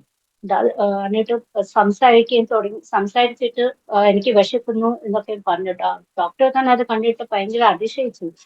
This is a miracle, this cannot happen, this is a miracle അങ്ങനെയൊക്കെ പറഞ്ഞ് ദൈവം പിന്നെ ആ സമയത്ത് ഡോക്ടർ പറഞ്ഞു he's out of danger, now can treatment continue ചെയ്തു. ഇപ്പോൾ danger, he's okay now, he's out of danger എന്നൊക്കെ പറഞ്ഞു. പക്ഷെ ആ സമയത്ത് ഞാൻ ഓർക്ക് ചെയ്യുന്നത് പ്രാർത്ഥനയുടെ ഫലം തന്നെ, വേറെ ഇഞ്ചക്ഷന്റെ അതൊന്നും അല്ലാന്ന് ഞാൻ വിശ്വസിക്കുന്നത്. ദൈവമക്കൾ എന്തുമാത്രം കണ്ണീരോടെ പ്രാർത്ഥിച്ചു, അതിന്റെ ഒക്കെ ഫലം വരുന്നു. 48 hours ദാസിത്രങ്ങളൊക്കെ റെസ്പോണ്ട് ചെയ്യാൻ ഇടയായിട്ട്. അങ്ങനെ അപ്പോൾ ഞാൻ ആ സമയത്ത് ഇങ്ങനെ ഒറ്റയായിരുന്ന സമയത്ത് ഇതൊക്കെ ഹാൻഡിൽ ചെയ്യുന്ന ആ സമയത്ത് തേർഡ് ഇയറിൽ പഠിച്ചുകൊണ്ടിരിക്കുകയായിരുന്നു. BDS റിൻക്യാനിങ് സ്കൂളിലായിരുന്നു. ഞാൻ ഒറ്റയ്ക്ക് അവിടെ ഇരിക്കുന്ന സമയത്തൊക്കെ ഞാൻ അവരെ ഫ്യൂച്ചറിനെ കുറിച്ച് എനിക്കൊരു ചിന്തയില്ലായിരുന്നു. അവരുടെ ഫ്യൂച്ചർ എന്താകും, ദാസ് ഇനി ഇങ്ങനെ ആയിരിക്കും, അതിനെ കുറിച്ച് ഒരു ചിന്തയില്ല. എനിക്ക് എപ്പോഴും ദൈവത്തെ സ്തുതിക്കണം, ഞങ്ങൾ സ്തോത്രം പറഞ്ഞുകൊണ്ടിരിക്കുക, കരയും ചെയ്യുന്നോട് സ്തോത്രം പറയുകയും ചെയ്യുമായിരുന്നു. അങ്ങനെ ആ സമയത്തൊക്കെ ഒത്തിരി പ്രാർത്ഥനയുടെ ഫലമായിട്ട് എന്നെ ദൈവം ഒത്തിരി ആശ്വസിപ്പിച്ചു. അങ്ങനെ അതൊക്കെ പിന്നെ ദാസ സുഖമായി വീട്ടിൽ വന്നു. കംപ്ലീറ്റ്ലി ഓക്കെ ആയില്ല, പക്ഷെ 6 മാസം ബെഡ് റിഡൻ ആയിരുന്നു. എന്നാലും 6 മാസത്തിനുള്ളിൽ എഴുന്നേറ്റ് നടക്കുകയും ഒക്കെയും ചെയ്തു. ദൈവം അത് കൃപ കൊടുത്തു, ഒരു സ്ട്രോങ് വിൽ പവർ ദൈവം ദാസിന് കൊടുത്തിട്ടുണ്ടായിരുന്നു. അപ്പൊ അങ്ങനെ സ്വയമേ ഇതെല്ലാം ചെയ്തു. പക്ഷെ ഞാൻ ഓർത്ത് വേറെ ആരെങ്കിലും ആയിരുന്നെങ്കിൽ അതിന്റെ സ്ഥാനത്ത് പിന്മാറ്റത്തിൽ പോയേനെ. കാരണം അവർ ചിന്തിക്കില്ലേ, ഞാൻ നന്നായിട്ട് ഇരുന്നപ്പോഴ് ദൈവകാര്യത്തിന് വേണ്ടി എന്നെ തന്നെ സമർപ്പിച്ചപ്പോൾ എനിക്ക് ഇങ്ങനെ സംഭവിച്ചു. അപ്പൊ ആ രീതിയിൽ ചിന്തിച്ചിട്ട് പിന്മാറി പോകാമെന്ന്. പക്ഷെ ആ ദൈവം അത് അനുവദിച്ചില്ല. ദൈവം ഇതൊരു സെക്കൻഡ് ചാൻസ് കൊടുത്തായിരുന്നു ദാസിന്. അപ്പൊ ദൈവം അനുവദിക്കാതെ പിന്നെ അത് കുറെ കൂടെ വിശ്വാസത്തിൽ വരാൻ തുടങ്ങി, പ്രാർത്ഥിക്കാൻ തുടങ്ങി, ബൈബിൾ വായിക്കാൻ തുടങ്ങി. അങ്ങനെ ഒരു വിശ്വാസം അതിന്റെ വർദ്ധിക്കാൻ തുടങ്ങി. എനിക്കത് കണ്ടപ്പോൾ ഒത്തിരി സന്തോഷം തോന്നി. പിന്നെ പാസ്റ്ററിന് അറിയാലോ നമ്മുടെ കാട്ടയുടെ അവിടെയൊക്കെ എങ്ങനെ കയറി വരുമെന്ന സെക്കൻഡ് ഫ്ലോറൊക്കെ സ്വയം അത് കയറി വരികയൊക്കെ ദൈവം അത്രയ്ക്ക് ഒരു കൃപയും വിൽ പവറൊക്കെ അതിന് കൊടുത്തിട്ടുണ്ടായിരുന്നു. അങ്ങനെ നല്ല അനുഗ്രഹവും സന്തോഷത്തോടെ ഞങ്ങളുടെ കുടുംബം പോവുകയായിരുന്നു. അങ്ങനെ ഇരിക്കവേ 2022 ഇത് നടന്നത് 2013 2022 ദാസ് ഇങ്ങനെ മോർണിംഗ് വാക്കിൽ പോകുന്ന സമയത്ത് ഒരു ആക്സിഡന്റ് സംഭവിച്ചു. പിന്നെയും ആ വീക്കായ കാലിൽ, ആ പാരലിറ്റിക് കാലിൽ തന്നെ പിന്നെയും കാല് ഒടിയാനും ഫ്രാക്ചർ ആകാൻ ഇടയായി. അപ്പോഴും ഞാൻ ഉടനെ വിളിച്ചത് ആദ്യം പാസ്റ്ററെയാണ്. പാസ്റ്റർ എല്ലാം കളഞ്ഞിട്ട് ഉടനെ ഓടിയാണ്. അന്ന് ഡോണയുടെ എന്തോ പ്രോഗ്രാം ഉണ്ടായിരുന്നല്ലോ പാസ്റ്റർ, അവളുടെ ആനുവൽ ഡേ എന്തോ ആയിരുന്നു, അവളെ കൊണ്ട് ആക്കാൻ വേണ്ടിയിട്ട് പാസ്റ്റർ റെഡി ആയിരുന്നു. ആനുവൽ ഡേ ഏതാണ്ടായിരുന്നു നമ്മുടെ.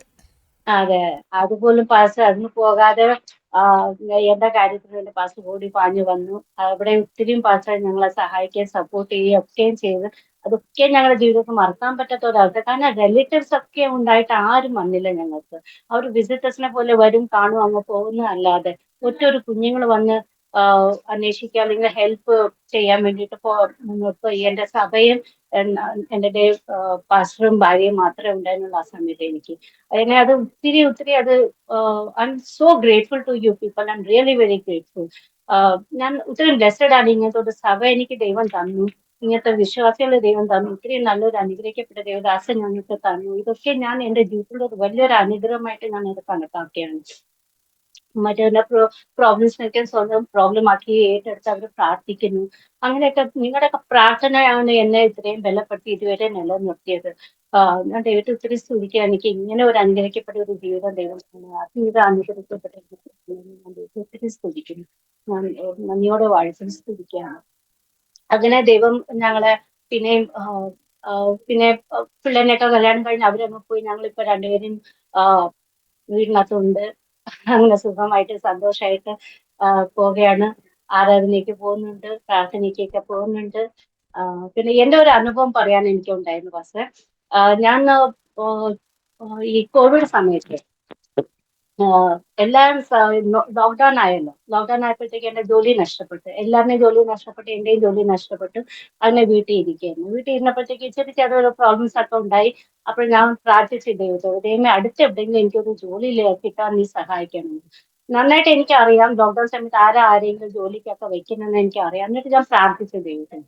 അങ്ങനെ ഒരു ദിവസം പ്രാർത്ഥിച്ചു നിന്നപ്പോ ദൈവം എനിക്കൊരു പേരിങ്ങനെ വെളിപ്പെടുത്തി തന്നെ, ഇങ്ങനെ കാണിച്ചു തന്നെ. ഇങ്ങനെ ഒരു ആർക്കില് പേര്, ഓർഗനൈസേഷന്റെ പേര് കാണിച്ചു തന്നു. എന്നിട്ട് പറഞ്ഞു ഇവിടെ നീ പോന്ന് പറഞ്ഞു. ഞാൻ പറഞ്ഞു ഇവിടെ എവിടെ പോകാൻ, ഇവിടെ എന്തോ ജോലി ഇരിക്കും, നീ പോവാൻ പറഞ്ഞു. അവിടെ ഞാൻ പോയപ്പോ നോക്കിയപ്പോ അതൊരു ഓൾഡ് ഏജ് ഹോമാണ്. അവർക്ക് ഇവിടെ എന്തോ പണി ഇരിക്കുന്ന ദൈവമേ, ഇനി ഞാൻ ഇവിടെ പറഞ്ഞു വെച്ചാൽ എന്തോ പണി ഇരിക്കുന്നു. എന്നോട് പറഞ്ഞു നീ പോയി സംസാരിക്കാൻ പറഞ്ഞു. അപ്പൊ അവിടുത്തെ ട്രസ്റ്റ് ഇല്ലായിരുന്നു, അവിടെ ഒരു സൂപ്പർവൈസർ ഉണ്ടായിരുന്നു. ആളിനോട് ഞാൻ ചോദിച്ചു, ആളുകൾ മലയാളിയായിരുന്നു.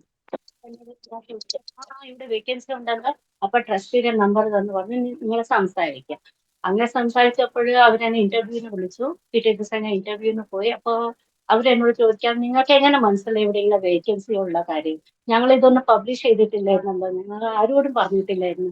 അപ്പൊ നിങ്ങൾക്ക് എങ്ങനെ മനസ്സിലായി? അപ്പൊ ഞാൻ പറഞ്ഞു ഞാൻ ഇങ്ങനെ പ്രാർത്ഥിക്കേണ്ടത്, അപ്പൊ എനിക്ക് ജോലി ആവശ്യമായിരുന്നു. ഞാൻ പ്രാർത്ഥിച്ചു, ദൈവം നിങ്ങളുടെ ഈ പേര് എനിക്ക് ഇങ്ങനെ ആർക്കൊക്കെ എനിക്ക് കാണിച്ചു തന്നു, നിങ്ങളുടെ ഗേറ്റിലുള്ള ഈ ആർക്കൊക്കെ എനിക്ക് കാണിച്ചു തന്നു. എന്നിട്ട് എന്നോട് പറഞ്ഞു ഇവിടെ വരാൻ കിട്ടും. അപ്പൊ അവര് പറഞ്ഞു ഓക്കെ, ഞങ്ങൾക്ക് ഇവിടെ ആവശ്യമുണ്ട്, ആളൊരു അഡ്മിൻ പോസ്റ്റ് ഉണ്ട് ഇവിടെ ആവശ്യമുണ്ട്. പക്ഷെ അവർക്ക് അത് വിശ്വസിക്കാൻ പറ്റുന്നില്ല. ഞാൻ ഇങ്ങനെയൊക്കെ പറഞ്ഞപ്പോഴത്തേക്കും അവര് ജാക്കബൈറ്റാ, മലയാളിയാ ജാക്കബൈറ്റാ. ഞാൻ പറഞ്ഞു നീയാണ് ദൈവം പ്രവർത്തിക്കുന്നത്, ദൈവാത്മ എനിക്ക് കൺഫേം വന്നത്. അതല്ല അവർക്കൊരു സ്റ്റാഫ് വേണമെന്ന് എനിക്ക് അവിടെ ഒരു ജോലി ലഭിച്ചു. അത് വലിയൊരു സാക്ഷ്യമാണ്. കാരണം ലോക്ക്ഡൌൺ സമയത്ത് ഒരു ജോലി ലഭിക്കാനൊക്കെ അത് വലിയൊരു അത്ഭുതമായിരുന്നു. അപ്പൊ അങ്ങനെ അവിടെ ജോലി 2.5 വർഷം ജോലി ചെയ്തു. പക്ഷെ അവിടെ ജോയിൻ ചെയ്തതിന് ശേഷം ഒരു നവംബർ മാസം ആയപ്പോഴത്തേക്ക് എനിക്ക് ഈ കോവിഡിന്റെ സിംറ്റംസ് തുടങ്ങി. ചെറുതായിട്ട് സ്നീസിങ്ങും ജലദോഷമൊക്കെ തുടങ്ങി. പിന്നെ അപ്പൊ അവര് വിചാരിച്ചു എനിക്ക് അങ്ങ് കോവിഡ് അറ്റാക്ക് വന്നിട്ടുണ്ട്, കൊറോണ ബാധിക്കുന്നു എന്ന് പറഞ്ഞിട്ട് അവരെന്നോട് പറഞ്ഞ് നിങ്ങൾ ലീവ് എടുത്തോ, അഡ്മിറ്റ് ആവുക, പൂർണ്ണമായിട്ട് സൗഖ്യമായിട്ട് വന്നാൽ മതി എന്ന് പറഞ്ഞു.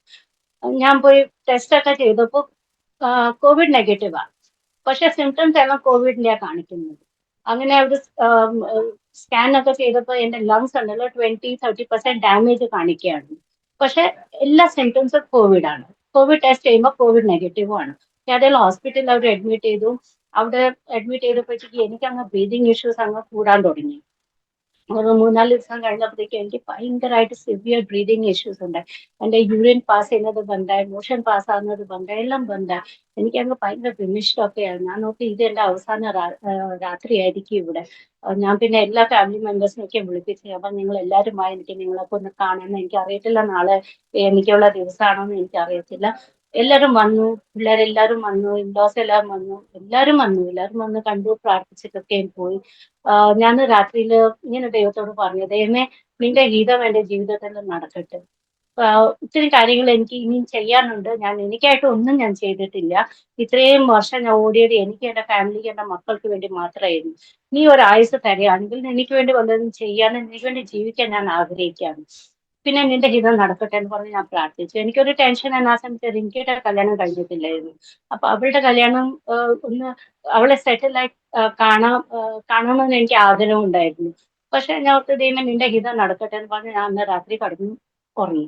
പിറ്റേ ദിവസം നമ്മുടെ ഈ മോർണിംഗ് ഡ്യൂ ഞാൻ റെഗുലർ ആയിട്ട് അറ്റൻഡ് ചെയ്യുമായിരുന്നു. ഹോസ്പിറ്റലിലായിരുന്നപ്പോൾ അത് അറ്റൻഡ് ചെയ്യാനുള്ള കൃപ ദൈവം എനിക്ക് തന്നിട്ടുണ്ടായിരുന്നു. അതിൽ അറ്റൻഡ് ചെയ്തു. അതിലെല്ലാവരും എനിക്ക് വേണ്ടി പ്രാർത്ഥിച്ചു. അതിനുശേഷം പിന്നെ പാസ്റ്റർ എനിക്ക് ഫോൺ ചെയ്തു. പാസ്റ്റർ ഫോൺ ചെയ്തിട്ട് എന്നോട് പറഞ്ഞു, സിസ്റ്ററെ ഒരു വീഡിയോ കോൾ ചെയ്യാൻ, എനിക്ക് സിസ്റ്ററെ ഒന്ന് കണ്ട് സംസാരിക്കണം എന്ന് പറഞ്ഞു.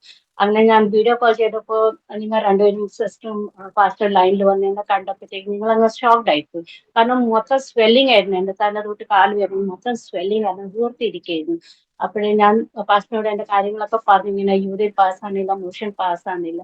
അപ്പൊ പാസ്റ്ററിന് ഭയങ്കര വിഷമം തോന്നി. എനിക്ക് വേണ്ടി ഉടനെ അങ്ങ് പ്രാർത്ഥിച്ചു, വീഡിയോ കോളിലൂടെ തന്നെ പ്രാർത്ഥിച്ചു. ഒരു 15 മിനിറ്റ്സ് കഴിഞ്ഞപ്പോഴത്തേക്ക് പാസ്റ്റർ എനിക്കങ്ങ് യൂറിൻ പാസ്സായി, മോഷൻ പാസ്സായി, എന്റെ ശരീരം ഒരു ഹാഫ് ആൻ അവറിനുള്ളിൽ നോർമൽ ആയി. പിന്നെ എനിക്ക് മനസ്സിലായി ദൈവം അങ്ങ് അത്ഭുതം പ്രവർത്തിച്ച്, ദൈവത്തിന് എന്തോ എന്നെ കുറിച്ച് വലിയ പ്ലാൻ ഉണ്ട്. യെരമ്യാ 29:11 പറയുന്ന പോലെ, the plans I have for you not to harm you. ആ വാക്യം എന്റെ മനസ്സിലങ്ങ് കടന്നു വന്നു. ഞാൻ ദൈവത്തെ ഒത്തിരി സ്തുതിച്ചു. എന്നെ ദൈവം വിടുവിച്ചതെന്ന്, എന്റെ ആയുസിനെ നീട്ടി തന്നതെന്ന് ഓർത്ത് ഞാൻ ദൈവത്തെ സ്തുതിച്ചു. അങ്ങനെ പിന്നെ ഭവനത്തിൽ 5 ദിവസം കഴിഞ്ഞ് ഭവനത്തിൽ വരാൻ ഇടയായി തീർന്നു. പിന്നെ പിന്നെ ഞാൻ അവിടെ ജോലിക്ക് പോകാൻ കണ്ടിന്യൂ ചെയ്യുന്നു. അത് കഴിഞ്ഞിട്ട് ഇപ്പൊ 2 വർഷമായി ഞാൻ ആ ജോലിയൊക്കെ ഗിവപ്പ് ചെയ്തു. പിന്നെ ഞാൻ ഒന്ന് പ്രാർത്ഥിക്കുന്നത്, ദൈവമേ എനിക്ക് I want to do something for you. എന്റെ ലൈഫിൽ ഞാൻ ഇത്രയും ദിവസം ഓടിയതെല്ലാം എനിക്ക് വേണ്ടി, എന്റെ കുടുംബത്തിന് വേണ്ടി പലതും ചെയ്യാം. പ്രോപ്പർ ഗൈഡ് ചെയ്യണം. എനിക്കൊരു ഒരു ഓപ്പണിംഗ് തരണം എന്ന് പറഞ്ഞ് ഞാൻ ദൈവത്തോട് പ്രാർത്ഥിച്ചു. അങ്ങനെ പ്രാർത്ഥനയുടെ ഫലമായിട്ട് ദൈവം ഒരു ചെറിയൊരു ഓപ്പണിംഗ് തന്നു. ദൈവത്തിന് ഒരു ചെറിയൊരു രീതിയിൽ സേവ്സ് തന്നാൻ ദൈവം എനിക്കൊരു വഴി ഒരുക്കി തന്നു. അന്നേരം ഞാൻ ദൈവത്തെ സ്തുതിക്കുന്നു. പക്ഷെ അതിനൊക്കെ പ്രോത്സാഹനം കിട്ടിയത് എന്റെ ഹാർവസ്റ്റ് ഇന്ത്യൻ മിഷൻ ചർച്ചിൽ നിന്നാണ്. അവര് പാസ്റ്റർ ഈ രീതിയിൽ ഞങ്ങളെ പ്രോത്സാഹിപ്പിച്ചില്ലായിരുന്നു, നമുക്ക് ഒരിക്കലും ഇങ്ങനെ ഒരു സ്റ്റെപ്പ് എടുക്കാൻ പറ്റത്തില്ലായിരുന്നു. അപ്പൊ എന്നെ സംബന്ധിച്ച് എനിക്ക് ഒത്തിരി ഒരു സ്പിരിച്വൽ ഗൈഡൻസ് എനിക്ക് സഭയിൽ നിന്ന് കിട്ടിയിട്ടുണ്ട്. പ്രത്യേകിച്ച് പാസ്റ്ററിൽ നിന്നൊക്കെയും എന്നെ പ്രോത്സാഹിപ്പിച്ചിട്ടുണ്ട് ഈ കാര്യത്തിലൊക്കെ പോകാൻ. അങ്ങനെ ഒരു ചെറിയൊരു ഓപ്പണിംഗ് ദൈവം എനിക്ക് വേണ്ടി തന്നു. അതിലോട്ട് പോകാൻ ഞാൻ ആഗ്രഹിക്കുന്നു. ദൈവമെന്ന് വെച്ചാൽ ഇനിയും ജീവിക്കുന്ന ആയുസ്, ദൈവം തരുന്ന ആയുസ് ദൈവത്തിന് വേണ്ടി ഇനി ജീവിക്കാന്ന്, ദൈവത്തിന് വേണ്ടി ഓടുവാൻ ഞാൻ ആഗ്രഹിക്കാന്ന്. അനേക കാര്യങ്ങൾ ചെയ്യാൻ മനസ്സിൽ ആഗ്രഹങ്ങളുണ്ട്. അതെല്ലാം ദൈവകരങ്ങളിൽ ഏൽപ്പിക്കുന്ന ദൈവഹിതപ്രകാരം ദൈവം ഞാൻ നടത്തട്ടെ എന്ന് ഞാൻ പ്രാർത്ഥിക്കുന്നു, ആഗ്രഹിക്കുന്നു. എന്നെ ഇതുവരെയും സാക്ഷ്യം പറയാൻ തക്കണം ദൈവം എന്നെ ബലപ്പെടുത്തി. ഞാൻ ഒത്തിരി കോംപ്രിഹെൻസീവ് ആയിരുന്നു. ദൈവം ഞാൻ എങ്ങനെ പറയേണ്ട, മലയാളം എങ്ങനെ ആയിരിക്കും എന്നൊക്കെ. പക്ഷെ ഇതുവരെയും ദൈവം സഹായിച്ചു. ഞാൻ ദൈവത്തെ സ്തുതിക്കുന്നു. എനിക്ക് ഇങ്ങനെ ഒരു ചാൻസ് തന്ന പാസ്റ്ററിനും സാൻഡി സിസ്റ്ററിനും ഞാൻ ഒത്തിരി ഒത്തിരി ഒത്തിരി താങ്ക്സ് പറയാണ്. കേൾക്കുന്ന പ്രേക്ഷകരെ ഓഡിയൻസിനോടും ഞാൻ പറയാൻ ആഗ്രഹിക്കുന്നത്, നമ്മുടെ ആഗ്രഹങ്ങള് ദൈവസന്നിധിയിൽ വെക്കണം. ദൈവസന്നിധിയിൽ നമ്മൾ വിശ്വസ്തയോടെ നിൽക്കുകയാണെങ്കിൽ ദൈവം നമ്മെ മാനിക്കും. കാരണം എന്റെ പപ്പയുടെ ലൈഫിൽ നിന്ന് ഞാൻ പഠിച്ചതാണ്. പപ്പ റൈറ്റ് കൊടുക്കാനും ദേവദാസന്മാരൊക്കെ സഹായിക്കാൻ വിശ്വസ്തനായിരുന്നു. ആ ഹാബിറ്റ് എന്നിൽ പകർന്നപ്പോൾ അത് ചെയ്യാൻ തക്കാൻ ദൈവം എന്നെയും സഹായിക്കുന്നുണ്ട്. അപ്പൊ അതിന്റെ അനുഗ്രഹം, എന്റെ പപ്പ ചെയ്ത നന്മയുടെ അനുഗ്രഹം ഞാൻ അനുഭവിക്കുന്നുണ്ട്. ഞാൻ ചെയ്ത നന്മകളുടെ അനുഗ്രഹം എന്റെ മക്കൾ അത് അനുഭവിക്കും എന്ന് ഞാൻ പൂർണ്ണമായിട്ട് വിശ്വസിക്കുന്നു.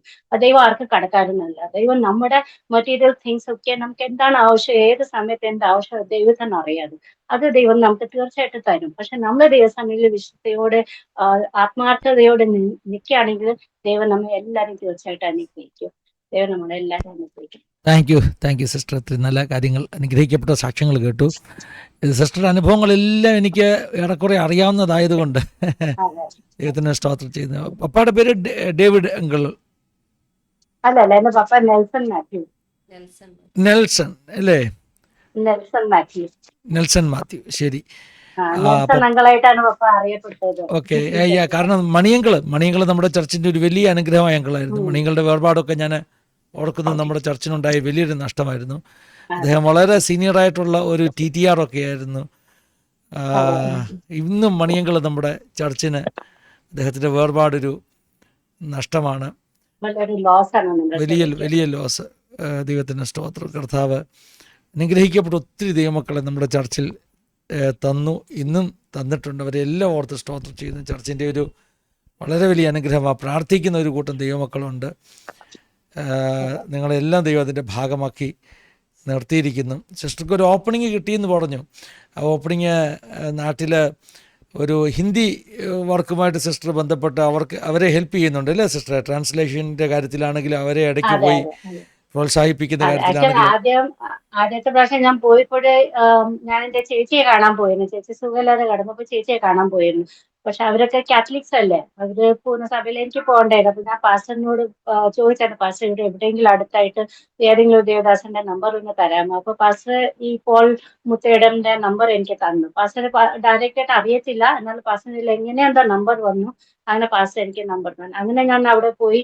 അവര് അവർക്ക് മനസ്സിലായി ഞാൻ പിന്നെ പാസ്റ്റർ സഭയിലെ വിശ്വാസിയാണ്. ഭയങ്കര സന്തോഷമായി, കാരണം ആസാദി ഫേമസ് അല്ലേ, വേൾഡ് ഫേമസ് ആസാദി ചാനൽ. അപ്പൊ അത് അറിയാത്ത ഒരു കുഞ്ഞുങ്ങളും അവിടെ ഇല്ല. എല്ലാവർക്കും ഭയങ്കര സന്തോഷമായിരുന്നു. ഒത്തിരി അവിടെ ഓണർ ചെയ്യാനൊക്കെ ഇടയായി തീർന്നു. അങ്ങനെ പിന്നെ പാസ്റ്റർ ആദ്യത്തെ ദിവസം തന്നെ എന്നെ പാസ്റ്ററിനെ അറിയ പോലും ഇല്ലായിരുന്നു. എന്നിട്ട് പോലും എന്നെ വചനം ഷെയർ ചെയ്യാനൊക്കെ ഒരു ചാൻസ് ഒക്കെ തന്നു. അവിടെ ദൈവം അനുഗ്രഹിച്ചു, കാരണം ഒരു പ്രിപ്പയർനെസ്സും ഇല്ലായിരുന്നു. എനിക്കറിയത്തില്ല പാസ്റ്റർ ഇങ്ങനെ എനിക്ക് വചനം ഷെയർ ചെയ്യുന്നൊക്കെ സമയം തരുന്ന അറിയത്തില്ലായിരുന്നു. എന്നോട് പറഞ്ഞ സാക്ഷ്യം പറയണമെന്ന്. പക്ഷെ അവിടെ പോയ ശേഷം പറഞ്ഞത് ഒരു 10 മിനിറ്റ് സംസാരിക്കണം. പക്ഷെ ദൈവത്തോട് ഞാൻ പ്രാർത്ഥിച്ചു. പിന്നെ പാസ്റ്റർ തന്നെ ട്രെയിനിങ്സ് ഒക്കെ ഉണ്ടായിരുന്നല്ലോ, അതിൽ കുറെ വാക്യങ്ങളൊക്കെ ദൈവം ആ സമയത്ത് വെളിപ്പെടുത്തി തന്നെ. അങ്ങനെ അവിടെ ദൈവവചനം ഷെയർ ചെയ്യാനൊക്കെ ഇടയായിത്തീരുന്നു. അപ്പൊ അതൊരു ഫസ്റ്റ് ചാൻസ് ആയിരുന്നു. പിന്നെ അവര് സെക്കൻഡ് ടൈം എന്നെ വിളിച്ചായിരുന്നു. അവിടെ ഉപവാസ പ്രാർത്ഥനയൊക്കെ നടക്കുന്ന സിസ്റ്റർ വരണം പ്രാർത്ഥിക്കണം എന്നൊക്കെ.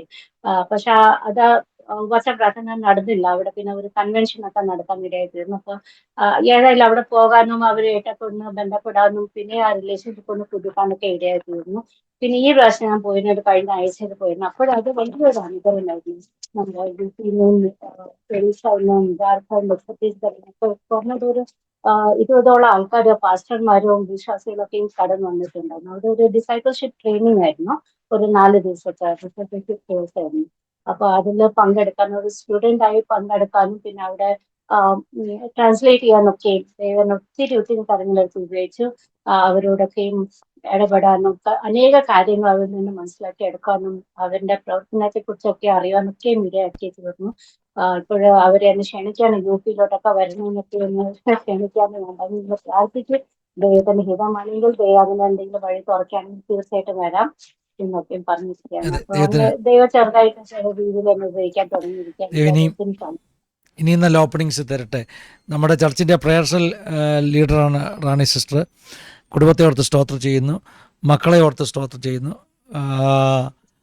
ഡോക്ടർ റൂബി സാന്താക്രൂസിൽ കലീനയിൽ യേശുദാസ് പാസ്റ്റർ ആസാദിയുടെ ഒരു നല്ല വെൽവിഷർ. ഇടയ്ക്കൊക്കെ എന്നെ വിളിച്ചിട്ട് എന്നോട് പറയും, നമ്മുടെ പ്രോഗ്രാംസിനെ കുറിച്ച് എപ്പോഴും അഭിപ്രായം പറയുന്നത് നമ്മുടെ നല്ലൊരു വെൽവിഷർ യേശുദാസ് പാസ്റ്റർ, അതായത് റൂബിയുടെ ഫാദറിലോ. അതുപോലെ തന്നെ രണ്ടാമത്തെ മകൾ റിങ്കി നമ്മുടെ ചർച്ചിൽ വളരെ ആക്റ്റീവാണ്, കൊയർ വർഷിപ്പ് ടീമിലുണ്ട്. അതുപോലെ തന്നെ നമ്മുടെ എനിക്ക് വേണ്ടി പല പ്രാവശ്യം ട്രാൻസ്ലേറ്റ് ചെയ്യുന്നത് റിങ്കിയാണ്. ഇംഗ്ലീഷിലേക്ക് ട്രാൻസ്ലേറ്റ് ചെയ്യേണ്ടി വരുമ്പോൾ നമ്മുടെ ഹിന്ദി ഇംഗ്ലീഷ് സർവീസിന് റിങ്കി പല പ്രാവശ്യങ്ങളിൽ ട്രാൻസ്ലേറ്റ് ചെയ്യുന്നു. നിതിൻ നമ്മുടെ മീഡിയ ടീമിൻ്റെ ഹെഡാണ്. വളരെ അനുഗ്രഹിക്കപ്പെട്ട ഒരു ശുശ്രൂഷ നിതിനിലൂടെ ദൈവം നമുക്ക് ചെയ്തുകൊണ്ടിരിക്കുന്നു. ആ കുടുംബങ്ങളെല്ലാം ഓർത്ത് ദൈവത്തിന് സ്തോത്രം ചെയ്യുകയാണ്. സിസ്റ്ററുടെ കോവിഡ് കാല അനുഭവം പറഞ്ഞു. ആ ഒരു അനുഭവം ഞങ്ങളെ ഓർക്കുന്നു. കാരണം കോവിഡ് ഹോസ്പിറ്റലിൽ ഒരാൾ അഡ്മിറ്റ് ആയിക്കഴിഞ്ഞാൽ, അല്ലെങ്കിൽ അങ്ങനെ ഒരു സിറ്റുവേഷൻ ആയിക്കഴിഞ്ഞാൽ ആർക്കും പോയി കാണാനൊക്കത്തില്ല, ചെന്നടുത്ത് എന്ന് പ്രാർത്ഥിക്കാനൊക്കത്തില്ല. ഇപ്പം ഞാനും സാന്റിയോട് പറഞ്ഞു എന്താ നമുക്ക് ചെയ്യേണ്ടത്. അന്നേരം മനസ്സിൽ തോന്നിയൊരു ചിന്തയാണ് ഒരു വീഡിയോ കോൾ ചെയ്തിട്ട് പ്രാർത്ഥിക്കുക. കാരണം സിസ്റ്ററുടെ കണ്ടീഷൻ വളരെ മോശമായിരുന്നെന്ന് ഞങ്ങൾ കേൾക്കുവാൻ ഇടയാത്തുന്നത് വലിയ വിഷമമാണ്, ചർച്ചിൻ്റെ അകത്ത് വിഷമമാണ്. അതോടൊപ്പം ഞാൻ പ്രേക്ഷകരോട് പറയുക, കോവിഡ് ഉണ്ടാകുന്നതിൻ്റെ തലേവർഷം 2019 ഒക്ടോബർ മാസത്തിൻ്റെ സെക്കൻഡ് സൺഡേയിൽ നമ്മുടെ ചർച്ചിൽ ഒരു ദൂത് ദൈവാത്മാവ് തന്നിരുന്നു. ആ ദൂത് ഉണ്ടാകാൻ പോകുന്ന കോവിഡിൻ്റെ അനുഭവങ്ങളെക്കുറിച്ചൊക്കെ പറയുന്ന ഒരു പ്രോഫറ്റിക് മെസ്സേജ് ആയിരുന്നു. അന്ന് ദൈവം ഒരു വാഗ്ദത്തം ചെയ്തു, ദൈവമക്കൾ അതിജീവിക്കുന്നു. അപ്പോൾ ചർച്ചിന് കിട്ടിയ ഒരു പ്രോമിസാണ് നമ്മളതിനെ അതിജീവിക്കുന്നത്. അതുകൊണ്ട് തന്നെ ഞങ്ങൾ വളരെ ശക്തമായിട്ട് പ്രാർത്ഥിച്ചു. ചർച്ചിൻ്റെ അകത്ത് ഒരു അനർത്ഥവും ചർച്ചുമായിട്ട് ബന്ധപ്പെട്ട ഒരു വ്യക്തിക്കൊരു നഷ്ടവും ഉണ്ടാകാൻ പാടില്ല എന്ന് പറഞ്ഞ് പ്രാർത്ഥിച്ചു. അപ്പോൾ റാണി സിസ്റ്ററൊക്കെ ആ കണ്ടീഷനിലൂടെ പോകുമ്പോൾ നമുക്ക് ഒത്തിരി ആ വിഷയത്തിൽ പ്രാർത്ഥിപ്പാനിടയെത്തുന്നത് ദൈവം മിറക്കുലസായിട്ട് സൗഖ്യമാക്കി. അതുപോലെ വളരെ മോശമായ അവസ്ഥയിൽ പോയതാണ് നമ്മുടെ ബാലബ്രദറിൻ്റെ അമ്മ. ബാലബ്രദറിൻ്റെ ഫാമിലി വിശ്വാസത്തിലാണെങ്കിൽ അമ്മ വിശ്വാസിയല്ല. പക്ഷേ നമ്മുടെ ചർച്ച് ശക്തമായിട്ട് പ്രാർത്ഥിച്ചു, നമ്മുടെ ചർച്ചുമായിട്ട് റിലേറ്റഡ് ആർക്കും ഒന്നും സംഭവിക്കില്ല. ആ ബാലബ്രദറിൻ്റെ അമ്മയൊക്കെ ഒരു മരണത്തോടടുത്ത സ്റ്റേജിൽ ബാലബ്രദറിന് പെർമിഷൻ കിട്ടി.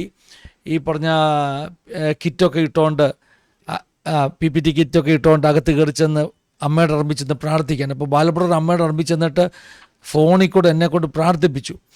എന്നിട്ട് ബാലബ്രദർ പറഞ്ഞു യേശുവിനെ വിളിച്ച് പ്രാർത്ഥിച്ചാൽ മതി സൗഖ്യമാക്കും എന്നൊക്കെ പറഞ്ഞ് അദ്ദേഹം ഇറങ്ങി വന്നു. നടന്നൊരു മിറക്കിള്, ഒരു ദിവസം ആ ആൻറ്റി ഒരു ദർശനം കാണുക. ദർശനം എന്ന് പറഞ്ഞാൽ ആൻറ്റി കാണുകയാണ് വെളുത്ത വസ്ത്രം ധരിച്ച ഒരാൾ ഇറങ്ങി വന്നിട്ട് ആൻറ്റിയെ വന്ന് തൊട്ട് കഴിഞ്ഞു. ആൻറ്റി ഓൺ ദ സ്പോട്ട് സൗഖ്യമായി. അത് വലിയൊരു മിറക്കിളായിരുന്നു.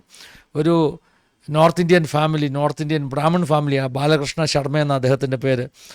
ആൻറ്റിയെ കർത്താവ് ആ മുറിക്കകത്ത് ഇറങ്ങിച്ചെന്ന് സൗഖ്യമാക്കിയൊക്കെ നമ്മുടെ ചർച്ചിൻ്റെ ഡെലിവറൻസ് സ്റ്റോറിയുടെ ഭാഗമാണ്, കോവിഡ് അനുഭവങ്ങളുടെ കാലത്തെ ഭാഗം. അതുപോലെ തന്നെ സിസ്റ്റർ പറഞ്ഞ കാര്യമാണ്, ദാസ് ബ്രദറുടെ ഒരു കാലഘട്ടത്തിൽ ആ പിന്മാറ്റാവസ്ഥയും അതൊത്തിരി അഫക്റ്റ് ചെയ്തു അല്ലേ സിസ്റ്ററെ അഫക്റ്റ് ചെയ്തു. സിസ്റ്റർ ഇടയ്ക്ക് പറഞ്ഞല്ലോ അന്ന് പോയ ചർച്ചിൽ എന്നൊക്കെ പറഞ്ഞാൽ ദാസ് ബ്രദറൊക്കെ എങ്ങനെ പിന്മാറി നിൽക്കുന്നത് കൊണ്ട് തന്നെ നമുക്ക് ഒത്തിരി വിഷമങ്ങൾ, നമ്മുടെ റെപ്യൂട്ടേഷനെ തന്നെ അഫക്റ്റ് ചെയ്തൊരു കാലഘട്ടമായിരുന്നു. എനിക്കത് അറിയാം. കാരണം എല്ലാവരും നമ്മളെ കൈവിട്ടെന്ന് പറയാം. കാരണം ദാസ് ബ്രദർ വിശ്വാസത്തിൽ വന്നിട്ട് പോയെന്നുള്ളൊരു ചിന്ത, ഒരു ഒറ്റപ്പെടൽ, ഒരു വേദന, അത് എല്ലാവരും നമ്മളെ പിന്നെ ആ ഒരു ചിന്തയോടല്ലേ കാണുന്നത്. അതായത് വിശ്വാസത്തിൽ നിന്ന് പിന്മാറിപ്പോയൊരു ഫാമിലി.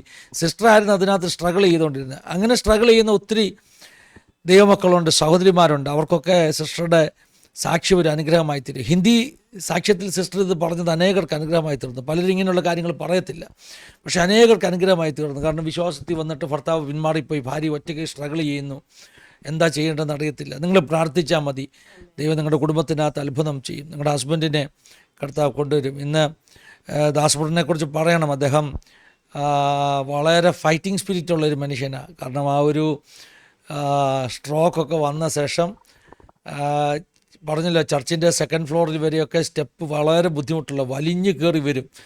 അങ്ങനെ പോരാടി കൂട്ടത്തിൽ ദൈവമക്കളുടെ പ്രാർത്ഥന, അത് കഴിഞ്ഞാണ് ഒരു ഭയങ്കര ആക്സിഡൻ്റ് ഉണ്ടായത്. ഏണ് പൊട്ടിപ്പോയ, കാലിൻ്റെ തുടയിലൊക്കെ പൊട്ടിപ്പോയൊരു ആക്സിഡൻ്റ് ഉണ്ടായത്. ആ സ്ട്രോക്കിന് ശേഷം അതുകൂടെ വന്നപ്പോൾ ഞങ്ങളോർത്ത് ഇനിയും ദാസ് ബ്രദർ എങ്ങനെ എഴുന്നേൽക്കും. പക്ഷേ അദ്ദേഹം ബൗൺസ് ബാക്ക് ചെയ്തു. ദൈവമക്കൾ പ്രാർത്ഥിച്ചു, സഭ പ്രാർത്ഥിച്ചു. അതൊക്കെ ഓർത്ത് ദൈവത്തിന് സ്തോത്രം ചെയ്യുന്നു. എല്ലാ നല്ല അനുഭവങ്ങൾക്കായിട്ട് ദൈവത്തിന് സ്തോത്രം. ദൈവം ഇനി ശക്തമായിട്ട് ഞങ്ങളെ കുടുംബമായി ഉപയോഗിക്കട്ടെ, കുഞ്ഞുങ്ങളെ ഉപയോഗിക്കട്ടെ എന്ന് പ്രാർത്ഥിക്കുന്നു. സാന്നിധ്യത്തിലും പറയാനുണ്ടോ? ഈ സെക്ഷൻ നമുക്ക് പ്രാർത്ഥിച്ച് വൈൻഡപ്പ് ചെയ്യാം സിസ്റ്ററെ. ദൈവം അതിൻ്റെ ഇടയ്ക്ക് സിസ്റ്ററുടെ ഒരു അനുഭവം നമ്മുടെ ചർച്ചിൻ്റെ അകത്ത് നടന്നതായതുകൊണ്ട് എൻ്റെ ഓർമ്മ വരുന്നത്, സിസ്റ്റർക്ക് ഒരു ആസ്മ ഇഷ്യൂ ഉണ്ടായിരുന്നല്ലോ അല്ലേ?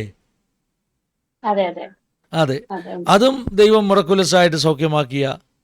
ഞാൻ ചർച്ചിലെ മെമ്പർ അല്ലായിരുന്നു. കേൾക്കാമോ? കേൾക്കാം സിസ്റ്ററെ. അപ്പൊ ഞാൻ ആ സമയത്ത് ജസ്റ്റ് പാസ്റ്ററിന്റെ മെസ്സേജസ് കേൾക്കാൻ വേണ്ടിയിട്ട് മീറ്റിംഗ്സിനൊക്കെ ഞാൻ വരും. പാസ്റ്റർ ഒരു 40 ഡേയ്സിന്റെ മീറ്റിംഗ് ഉപവാസ പ്രാർത്ഥനയിലായിരുന്നല്ലോ. ആ സമയത്തൊക്കെ ഞാൻ പ്രാർത്ഥനയ്ക്കൊക്കെ വരുമായിരുന്നു. മെമ്പർ അല്ലേ ഞാൻ, അപ്പോഴും ചർച്ച. പക്ഷേ എനിക്ക് പാസ്റ്ററിന്റെ പ്രസംഗമൊക്കെ ഒത്തിരി ഇഷ്ടമായിരുന്നു. അപ്പൊ ഞാൻ ജോലിയും ചെയ്യുമായിരുന്നു. അപ്പോൾ ജോലി കഴിഞ്ഞ് അങ്ങനെ ഡയറക്റ്റ് വന്ന് മീറ്റിംഗ്സ് ഒക്കെ ആയിരുന്നു. അപ്പൊ ആ ഒരു മീറ്റിംഗിൽ ദൈവം പൂർണ്ണമായിട്ട് വിധിച്ചു.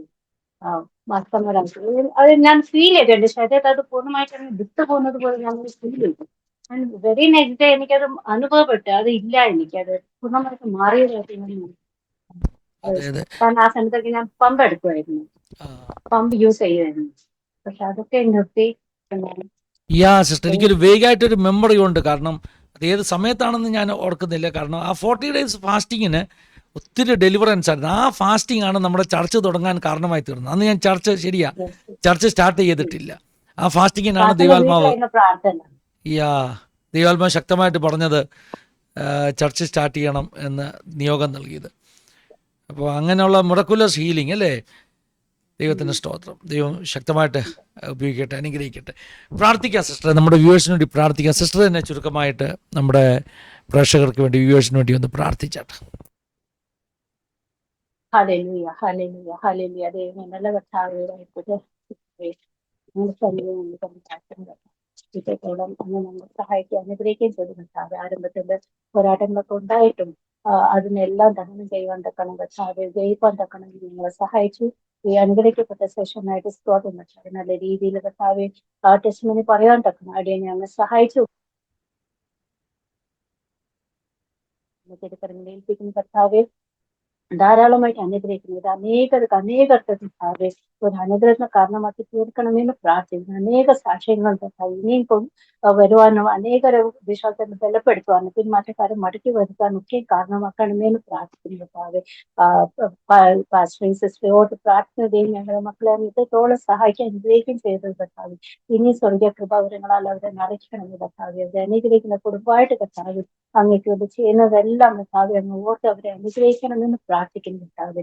ഹല്ലേലൂയ എന്നൊരു താഴ്ത്തിയേൽപ്പിക്കുന്ന ഈ സാക്ഷ്യം കർത്താവേ അനേകർക്ക് ഒരു അനുഗ്രഹമായി തീരുവാനും കർത്താവേ ഹല്ലേലൂയ വിശ്വാസത്തെ വർദ്ധിപ്പിക്കുന്ന കാരണമാക്കി തീർക്കണമെന്ന് അങ്ങോട്ട് പ്രാർത്ഥിക്കുന്നു. ഒരിക്കലും എല്ലാ വിഷയത്തെയും ഏൽപ്പിക്കുന്ന കർത്താവേ പ്രാർത്ഥന കേട്ടതിനായിട്ട് സ്തോത്രം. യേശു അപ്പച്ചന്റെ തന്നെ നാമത്തിൽ താഴ്ന്നവരെ അപേക്ഷിക്കുന്ന പ്രാർത്ഥന. അമേൻ അമേൻ അമേൻ. പിതാപുത്ര പരിശുദ്ധാത്മാവാകുന്ന ത്രിയേക ദൈവത്തിൻ്റെ കൂട്ടായ്മ സഹവാസം കാവുന്ന എല്ലാവരുടെ പേരിലും പ്രത്യേകമായ ജീവിതാനുഭവങ്ങൾ പങ്കുവച്ച പ്രിയ റാണി സിസ്റ്റർ മേൽ തൻ്റെ കുടുംബത്തിന് മേൽ ഇന്ന് മുതൽ എപ്പോഴും എന്നേക്കും ഉണ്ടായിരിക്കുമാറാകട്ടെ. ആമേൻ. Thank you sister. ഒരു പ്രാവശ്യം താങ്ക് യു സിസ്റ്റർ. അതെ, വളരെ അനുഗ്രഹിക്കപ്പെട്ട സാക്ഷ്യമായിരുന്നു. ഞങ്ങളുടെ എല്ലാം നന്ദി സ്നേഹം അറിയിക്കുന്നു. ഞങ്ങളെ വാച്ച് ചെയ്യുന്ന എല്ലാ പ്രിയമുള്ളവരോടും അവരുടെ ജീവിതത്തിലും കർത്താവ് ഈ സാക്ഷ്യത്തിൽ കൂടി അവരോട് ഇടപെടുകയും സംസാരിക്കുകയും അവരുടേതായ വിഷയങ്ങൾക്ക് മറുപടി പിന്നെയും കർത്താവ് കൊടുത്ത് നടത്തട്ടെ എന്ന് പ്രാർത്ഥിക്കുന്നു.